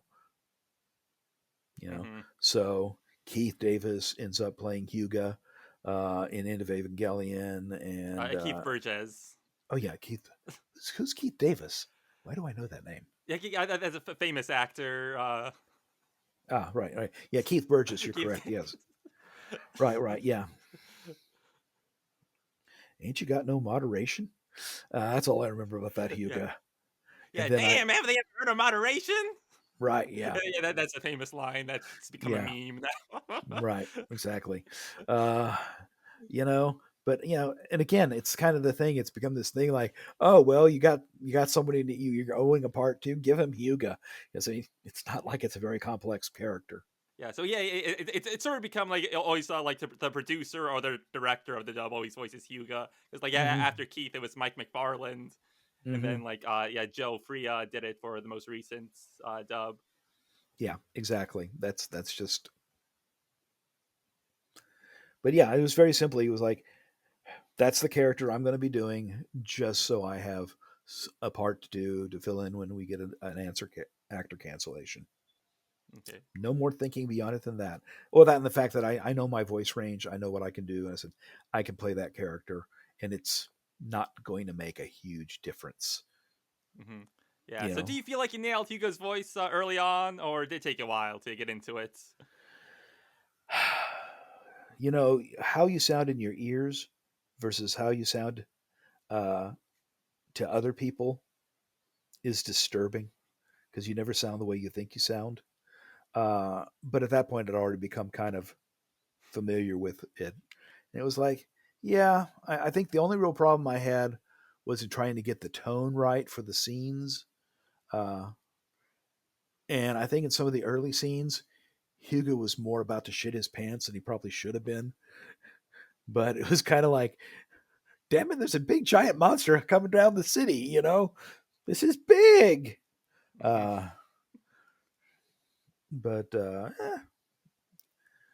I said, I always felt that he existed as it's like arguing about who does the voice over the megaphone in a school scene. It's like, well, yeah, you can do stuff with it, but Hugo really didn't have anything like that.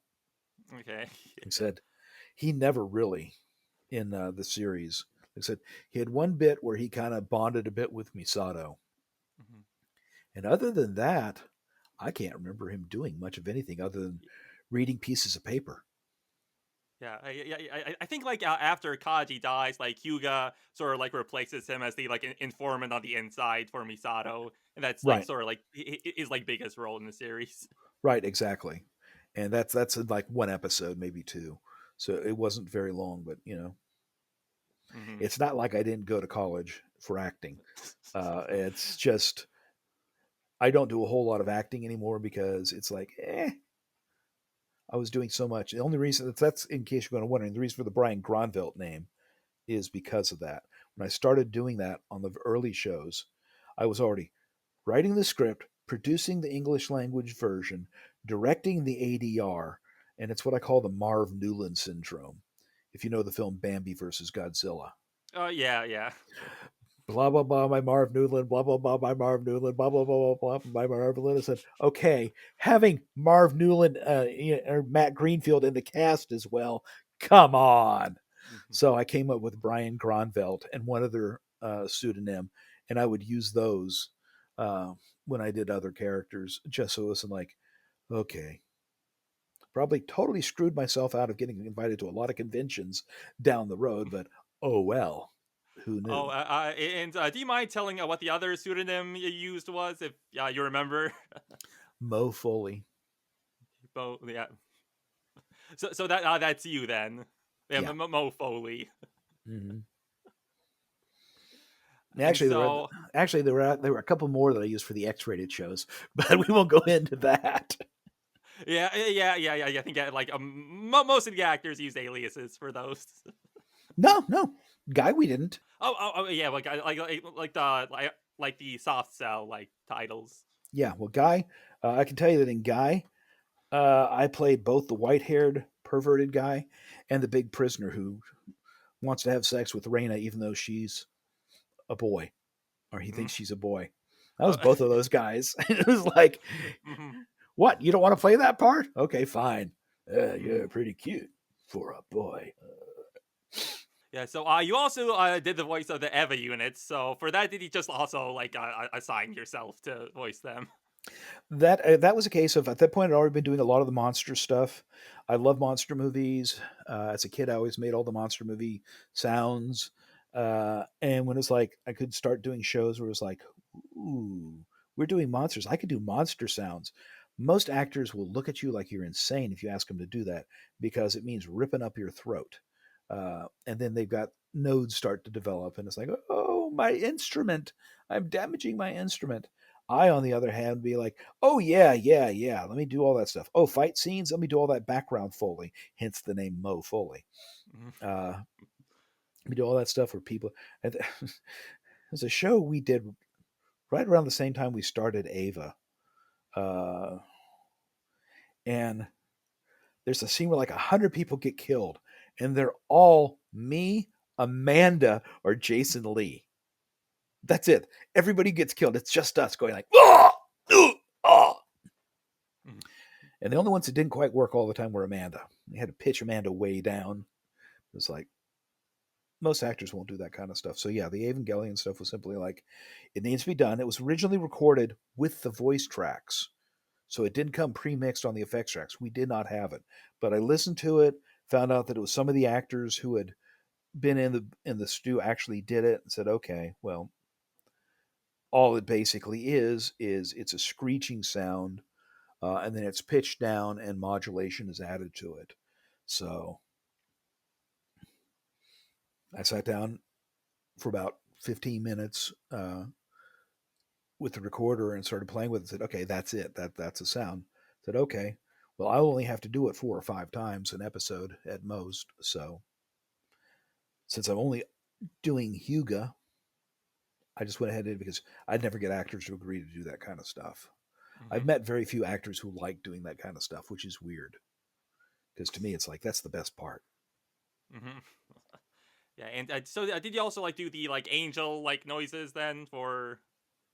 No, the angel noises were all in the effects track. It was only the Ava stuff that wasn't in the effects track. I Okay. think, in some cases we may have had to enhance the Ava stuff, but I think what most of the angel stuff, but I think what we basically did there is if there wasn't any music on a clip of the angel sound, we would cut it from one place and kind of pattern it over the other to kind of double the sound layer. But I don't think we even did much of that. I think it was Okay, basically it yeah, was all I just there. asked that because I know for Death and Rebirth, like they did have to dub the angels for that, and I think like Jason and Talis and Jaffe did those noises for that. Oh, Jason told me it was a camel. They had a camel that they layered on top of them. Mm. They had some kind of a screaming camel going, and that's a bit because that's all it is really. It's just a hold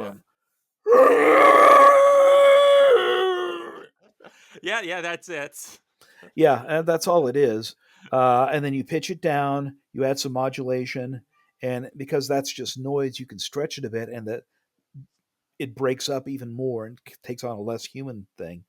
Uh, it's not hard to do, but I remember them saying specifically they had done something with a camel to get that sound effect.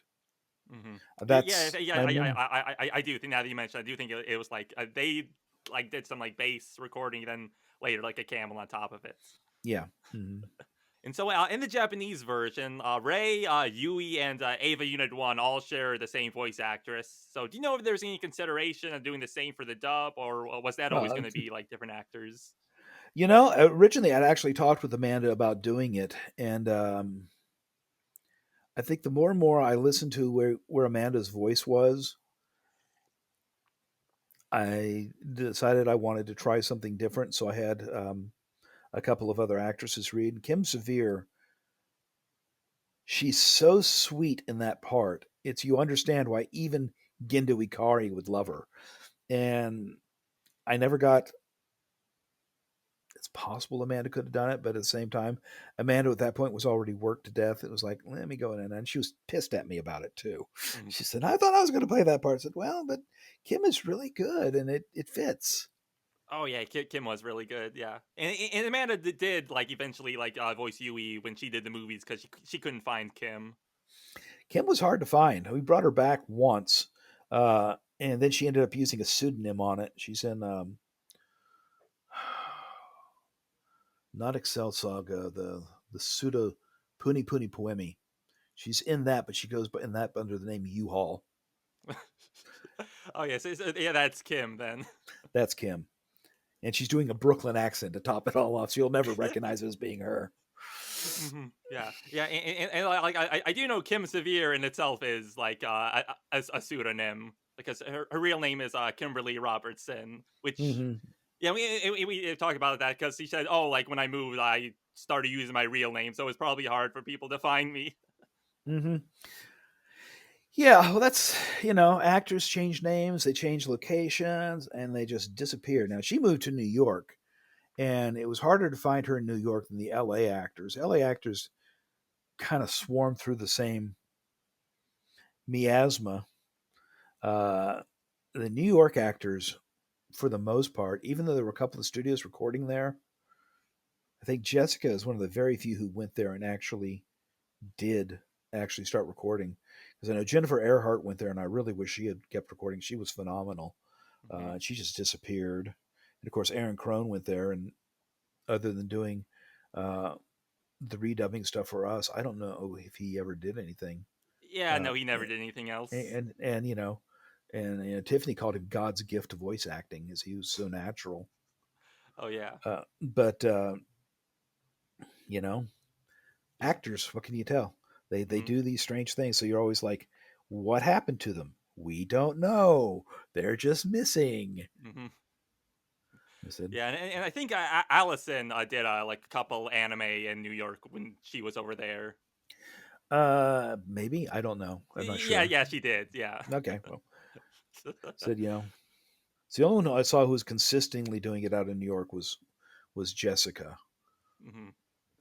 despite the fact that it's like, oh, there's all that Pokemon money. Yeah, and so do you remember like if you did like any other minor roles in the show?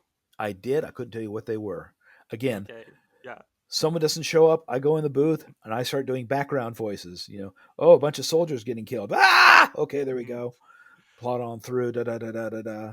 Uh, Yeah, I think the so only one you're actually credited for is you're like one of the actors in the movie that Shinji's watching in that like one scene. oh yeah, that movie was every. That's God. Who's in that movie? It's Yeah, he's I watching think the it's movie. Spike is doing yeah, German the mad accent. scientist. Yeah, and then it's Yeah, I Amanda think and Jason yeah, Amanda and Jason and I think Charlie and I think Gil Lundy is also one of the yeah, actors. yeah. It was just it was like, okay, this is a chance to just do something ridiculously stupid. But yeah, so I went ahead and put my name on that. But for me, a lot of times it was just getting the job done. I'm not trying to call attention to who it is. It's just we need voices there. Let's go and put them in. So I forget a lot of these things that I've done, and years later, people come up and say, and they got a picture of a bulldog with an army helmet on, and I'm going like, "That's from Excel Saga. You did that voice." Oh, okay. Yes, I did. Yeah.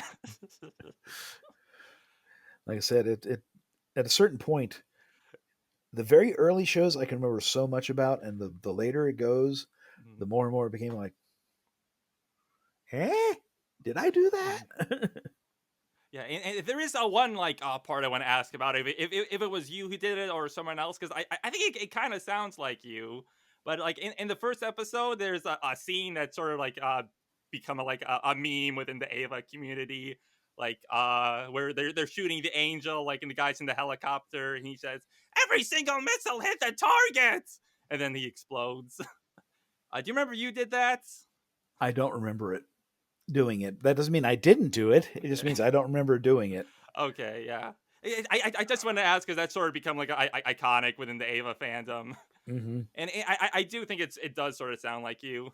And it's very possibly it is me. Like I said, it's entirely possible. So I'm always coming back, especially since I did a lot of voice acting for the other directors. And the more directors we had, then they would just say, "Hey, come in and do this line, do this line, do this character." And it's like, okay. And so I'm a character in the second Gamera movie, and it's like can't remember which character. Okay, so besides directing, writing, and acting, what other involvement did you have in the Ava localization?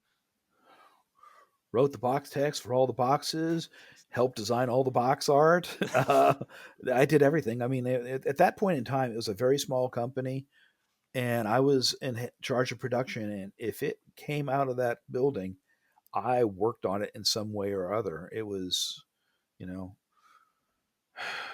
you know, all the advertising taglines, all the ads that ran in papers and everything. Wrote all that text. It was just me for the longest time. Uh, we had no idea the company was going to grow as fast as it did, and then one day, boom! It was just something like hand over fist, and eventually we had to bring in someone else to kind of take over a lot of the production chores because I was in the studio for so long. Yeah, yeah. I actually have people like writing the advertisements. Yeah, I still do that. I still that to that to this day. Okay. Well, people to write out other things, I guess. Not the thing is, it's one of those things where you find, and that I find it fun.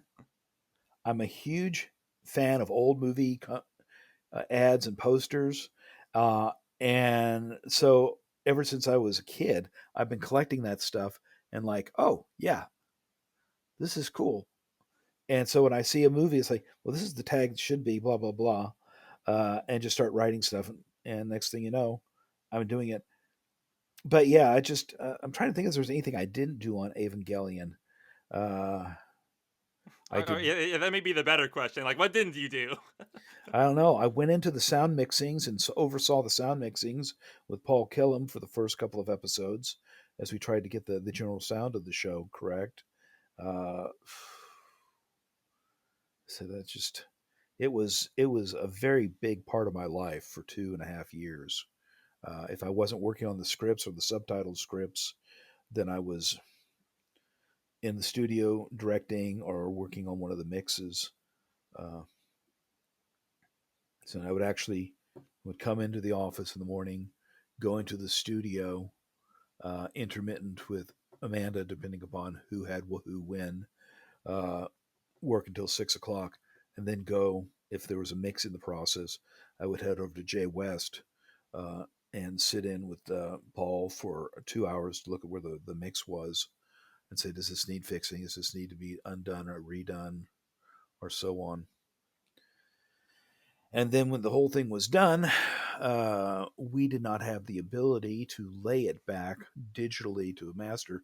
So then I think that's one of the first thing I started handing off is I think Janice started, or maybe it was the person before her, started going over to Texas Video and Post to lay some of the audio off onto digital to D1s. Yeah, and you mean Janice Williams? Janice Williams, yes. Oh yeah, just wanted to make sure. Yeah, Janice is one of those people who's been there. Wasn't there at the beginning, technically, but when we did our very first show, Devil Hunter Yoko, we did two translation sessions with the translators both there.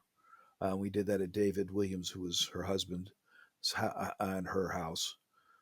So she was involved with the company from the very beginning. And when she finally got the opportunity to come in and start working for us, she started doing a lot of the clerical stuff initially, which we were getting insanely behind on. Hmm. And eventually, as she learned more about the process, took over more and more of the stuff. So that finally, it was just she would just go over to either the editing company or Texas Video and Post and do a lot of the post production stuff, just where it was just a matter of laying off tapes and making sure you couldn't back then. You couldn't do any of that stuff high speed. It all had to be done in real time. Yeah. So you answered this question earlier, but you also like wrote the subtitle script, right? I initially wrote all the subtitle scripts. By the time it came out on DVD, we'd gone back over the translations and tweaked the subtitles quite a bit, and that was not done by me. But if you have the VHS tape with the subtitles, those are the subtitles that I wrote. Although they may have been slightly rewritten for timing, because about shortly into that process of doing that, Dan Rockwell started doing all the actual subtitling stuff, and we would just give him scripts that we had written, and he would do the actual subtitling as Hmm. opposed to doing the actual timing. Before that, this sounds incredibly lame. We would actually do all the timing using fan subbing type equipment. I had an Amiga, and we would do it on an Amiga uh, and roll off a VHS tape, and then give the VHS tape with the timing codes for the VHS tape to create the timing codes. We didn't do that very much. That was incredibly time consuming. And then Hmm. once Dan came in full time, he was set up with a full time subtitling setup, which was also an Avid, but not an Audio Vision. It was an Avid Pro, I think is what it was called, and it was primarily for editing and subtitling. Hmm. And he just sat there all day long. Yeah, you're typing there. Yes. Sorry. Yes. Yes. Sorry. Yeah. There we go. Mm. I mean, literally, anytime you go past, Dan had a little room. So the building we were in at the time, um, I'm pretty sure it used to be a meth lab. Pretty Mhm. darn sure. There were some weird plumbing hookups in there. But there was this one little teeny weeny room. It was about 5 foot by 5 foot with a glass wall facing the front, like a you would have for a receptionist. And Dan sat in there all day long. And we just go by like, "Don't feed the Dan, don't feed the Dan," because he was looked like he's in there in a little cage. But Mhm. anyway, So, did you have to fly? Did you have to license Fly Me to the Moon separately, or did ADV get the rights when they bought the series? okay. When you license a show from Japan, what you're supposed to get is what's called a synchronization agreement. The synchronization agreement covers all the music that's in the show, and it says you have the rights to use this music as long as it's in this placement within this video. You cannot use this music for any other purpose, but for this you can use it. And when we did the series originally, we were told by Gynax that the synchronization contracts did indeed cover all of that. Or at least by Movik, via King, via the guy, however it went. You told by someone in Japan that you were okay to use it. That we were okay to use it. When we went back and we did the director's cuts and the platinum edition, they said, yeah, they may not have really been paying much attention to how it works, but you probably ought to pay a little bit. So as I recall, we did go back and pay something on Platinum Edition, but Okay. that is my recollection. At least I know that they said they wanted more money. I remember that part about it. Yeah. Uh, and they were pretty much at that point is like, when the right license had come up for renewal, it was kind of like they were coming with anything they could to like, well, there's the there's looking in the mirror twice, fee, and there's the blah blah blah. Uh, so yeah, but we were told that you have the right to use those versions of the music, which keep in mind did not feature any name musician. It featured the Japanese actors for the series, each singing it.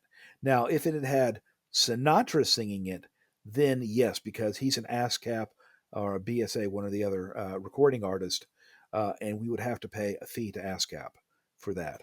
But because they were all being done by the actors in the series, their opinion was that it was covered because they had Mhm. paid for the right to use the music and created their own version of the music and then had their own actors sing to it as opposed to just pulling the original version of it. Yeah, really, they probably should have been paying some like royalties to like Well, Art no, I mean, I, Ballard. I understand the original argument was that we paid for the right to use the song, just like you pay for the right to use the song Mhm. and play the background music in an elevator on Muzak or whatever. Yeah. Uh, it's not paying the original recording artists did not make that recording. Uh, Therefore, the only rights payment would go to the actual authors of the music itself, and that was covered. But I think that they wanted the ASCAP payment basically because they wanted it standardized with everything they did, whether or not. And there was another show, I can't remember which one it was, where there was a piece of music that was used, and it was very definitely not covered. And that was the first time we came across said we have to. There's an issue here with how the definition of the synchronization license is being applied. Again, this Mm. is years and years and years later in retrospect, trying to remember how all this worked. But Yeah. that was much later after the anime industry became a big thing, and people said like, "Oh, look, there's money there," as opposed to "You're doing what?" And so the Japanese version of the show cycles through like having like the voice actresses of some of the characters sing "Fly Me to the Moon." So I wasn't considered at all like replicating that for the dub or. No, because one, we didn't get clean music and effects tracks for it, so we didn't have the music without dialogue all over it. And two, it would have been actually trying to get half the cast to sing it, and I'm quite honestly sure that most of them couldn't carry a damn note. A good number of them couldn't anyway. You know, Allison Keith would have done well with it, I think. Mhm. Probably Yeah, Aaron and Crone. I did talk to Allison like or when I talked to Allison, she mentioned she like did remember like record her "Fly Me to the Moon" like at some point for some Evangelion thing. Don't know if it was for like ADD or someone else, but well, whatever it was, like it wasn't used, unfortunately. Yeah, she never did it for me. Yeah, yeah, may have been with like Funimation then. Yeah, who knows? Yeah, who knows? Yeah. She doesn't remember like what it was for, but she says she remembered like doing it at some point. See, anything that happened on Ava after the series starts getting really hazy, mystical because it's like all I have is second and third hand information. So I know a lot of people who worked there on it during it, but I did not actually work on it myself. So, Yeah, and I know like there was like there were like some issues with like Funimation and Fly Me to the Moon. Like they like included it on like because like Fly Me to the Moon like it is like in like 1.0 stuff. And like mhm, I think in the original release they included it, then like in their like second printing like it was removed. that happens a lot. Yeah. Yeah, the Japanese licensing is very different from the US, and quite often things that you wouldn't think would be an issue become these huge issues. And it's sometimes the strangest thing. It's like uh, promotional materials tend to actually have separate licenses because whoever made them got paid a fee, and at the end of a certain amount of time, they're supposed to get paid again, even if that show is long gone and done. Which I ran into when trying to do. I was working on some of the Godzilla films, and I have a huge collection of Godzilla stills and everything I wanted to use as extras. And they're like, "Well, where are you getting these?" I said, "Well, I've had these for years. I've bought them." I said, "Well, the thing is, this is Toho, the people who own Godzilla, are saying we don't own the right to these photos anymore." They're behind the scene photos of your own film. How can you not own them? Well, the photographer, he wants more Hmm. money and we don't want to pay him. I've gone to pick up shows before, behind the scenes making ofs. There's a beautiful Subaraya documentary that Toho made about 20 years ago. I wanted to release in the U.S. And it's like, oh no, no, we don't have the rights to that anymore. We only had a 10-year right. Well, this Hmm. is why a lot of these shows end up getting re-released with new dubs, because it's like, oh well, yeah, we don't have the rights to that anymore. Uh, the version that we have, yeah, we can't pay for that anymore. So we'll just take it out and make a new version. Whatever. It's a very strange thing. And what they dictate is what it's like. You know, DVD and VHS and Laserdisc are different creatures. Hmm. VHS and Laserdisc are called videogram, and they're video. But DVD is digital versatile Hmm. disc, so it's software. Yeah. So it's governed by an entirely different set of licensing rules, even though Yeah. you're selling the exact same thing on both. Yeah, so getting to a bit of the real specific questions now. So hopefully you can answer some of these. So I think the two flashbacks to Shinji as a young child still have him voiced by Spike Spencer, but like in some of the other Ava dubs, they would have like young Shinji voiced by a woman. So was there Mm-hmm. any consideration of doing that, or did you think Spike could handle it? I think that we record it with Spy Thingy. If it's terrible, we'll have someone else come in and do it. And we felt it was good enough. So there it was. Yeah. I mean, we had kind of said, Spike is the voice one way or the other. And let's face it, Spike has a pretty unique voice. Trying to find someone who sounded like Spike as a kid. Hmm. Yeah. And so, in the original release of the dub of episode 8, Asuka has subtitles when she's speaking German. So, why was that added, and why was it later dropped? I think the reason it was dropped is because what we had was a translation of what was in the book. That is the German that was in the book, and in the subtitle version, I think I mentioned this before. The German's not very good. I don't think she actually said what was said there, Hmm. and I think it was a question of, well, are we actually translating what she's saying? What is she saying? Kind of garbage. It doesn't really make sense, So, and I think someone made the call that, well, it's not really what she's saying. Maybe we'll just not have it there. Whereas Hmm. for the dub, she was saying basically what was being said in the script, but in German. If that makes Hmm. any sense. Yeah. If people really And want to so, know, turn to the dub version and listen. yeah. Yeah. And so, I in should point episode. out this is one of those things that no one talks about, and I did it early on in Evangelion. People always talk about how dubs are less accurate. The fact is, it takes more time to read text on a screen than it does to interpret it, hearing it. That's a fact. Your comprehension is better. There were places in Evangelion where I was able to put more of the background detail into the dub than I was into the subtitle. And specifically, I remember there's a scene where they're going up and down one of the gantries within Nerve, and they're talking about the O9 system. And Ritsuko's explanation in the dub is far more complete than what ended up being the subtitles, because the subtitles was just so much text that by the time we got through it all, it's got to be pruned. So we clip this, clip this, clip this. And with a dub, you can quite often cheat a line off the end of a scene. That is, if character's talking and they cut to another character who's looking, you can kind of hang it over. So sometimes you can actually get more info into the dub than you can into the subtitle. Just Mhm. thought I'd point that out.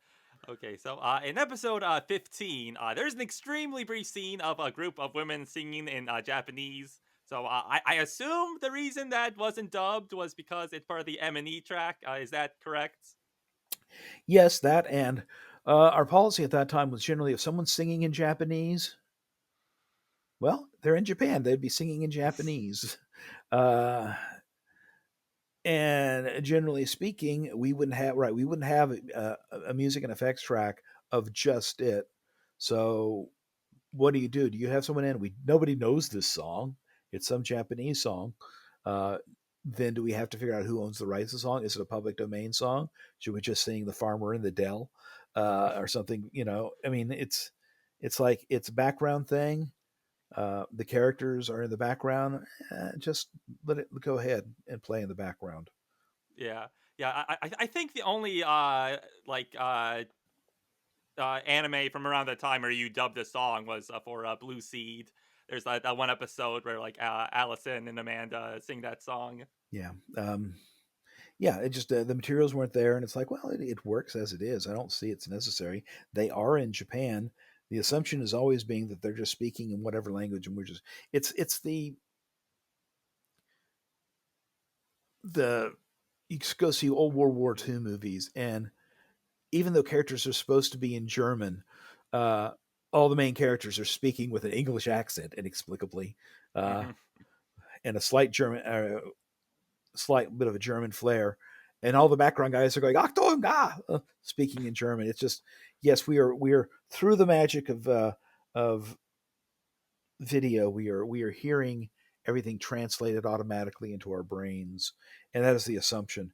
Even though they're speaking in English, they are actually quote speaking in Japanese, and we just Hmm. understand that that's what we're doing. I do know like the standard was like you said like to leave it in the singing in Japanese because I Mm-hmm. know that's like what do you do in Cutie Honey like it's like Jessica talking then oh she's singing it's the Japanese actress. Right. Mm-hmm. Yeah. Yeah, because that's a huge amount of additional production, and I think Jessica probably could have done it, but the amount of time, I don't think that we started really doing that significantly until Bubblegum Crisis, where it became a plot point. So, in episode 18, there's a scene in the Japanese version with two Americans speaking in English. So, something like that would usually be dubbed over. Do you know why the dub was able to keep the original dialogue for that? Because we own the rights to those dialogue as part of the synchronization license. So, and by the way, those voices, one of them is Michael House. I know that. I can't Well, remember who the yeah, other yeah, is. yeah. I think it's like Michael House and like a friend he had that was in Japan. Right, exactly. It's in English. It wasn't a bad. It wasn't a great performance, but it wasn't a bad performance. And it's like, well, what's the point of replacing it? The whole point of doing the substitution is so people can understand it. That's totally understandable. Mm-hmm. Yeah, So yeah, what? yeah. It makes sense. Yeah. So Mm-hmm. also in episode 18, there's a scene in the dub where it's implied that like Asuka is hitting Shinji off screen with like her making like grunting sounds like going like and like Shinji going ow my eye and while the Japanese version it's just silent. So like do you know why like it was decided to like add dialogue to that scene? Because it's Shinji and Asuka, and their dynamic relationship was at that point getting ridiculously silly. Again, it's kind of a case of the characters, given their personalities, both of them seem to be incredibly repressed in the Japanese version. And if you were to carry those actual things over, it's like into the dub, our feeling was it would come across as a bit forced and unnatural. So it's like, okay, these are their competitors, and Asuka especially. Yeah, she's going to pop Shinji if she can. Uh, Mm-hmm. you know, it's like the whole thing about what does she call Shinji, and it's like I think I always like Keller Horn is she's basically calling him you're a blockhead Shinji is basically what she's doing like Lucy is in Peanuts. It's basically equivalent. Uh, and we ended up with the catchphrase being "What are you, stupid?" because it fit Mm-hmm. the lip flaps. But it's just she doesn't really like Shinji all that much most of the time, Mm-hmm. and even when she does, there's that can't believe I actually kind of like him. Ah, Yeah, no, I asked Spike about that scene, and like he said that like "ow my eye" is like one of his go-to phrases when he's like goofing it around in the is, it studio. is. Yeah, he's Al my eye, and Brett Weaver is oh my spleen. Uh, but yeah, so yeah, it was just I think Oscar did it first. I think when Tiffany laid down her track because you remember they never met while they were recording. They had never met Yeah, yeah. once. uh, so it was just like, yeah, can I punch him? Yeah, go ahead. So she threw some punches, and when Spike heard that while he was recording, like, oh my eye, oh, and it's like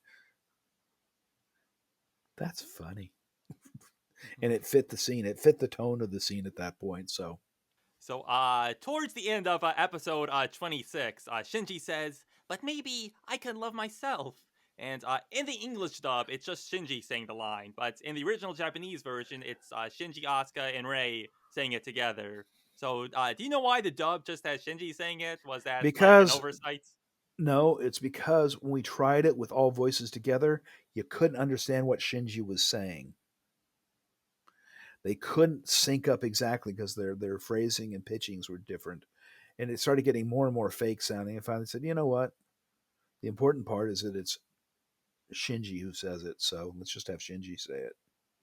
Okay, so So you yeah, did try it with all the actors then. yeah, yeah. There's a lot of stuff that we tried to do exactly the way the Japanese did it, and would say it lacks punch. It's not. Now I'll tell you one thing about Ava. For all that it's got in it, for someone who's not specifically an anime fan, it can be very slow. We actually sold a bunch of our shows to Showtime back in the late 90s, early 2000s. Um, and one of the ones we showed them was Evangelion. This was the Showtime Action Channel. Hmm. And they turned down Ava. And so we watched 3 episodes. That first episode was great. And then it was a kid whining. And it's saying, yep, that kind of is Ava.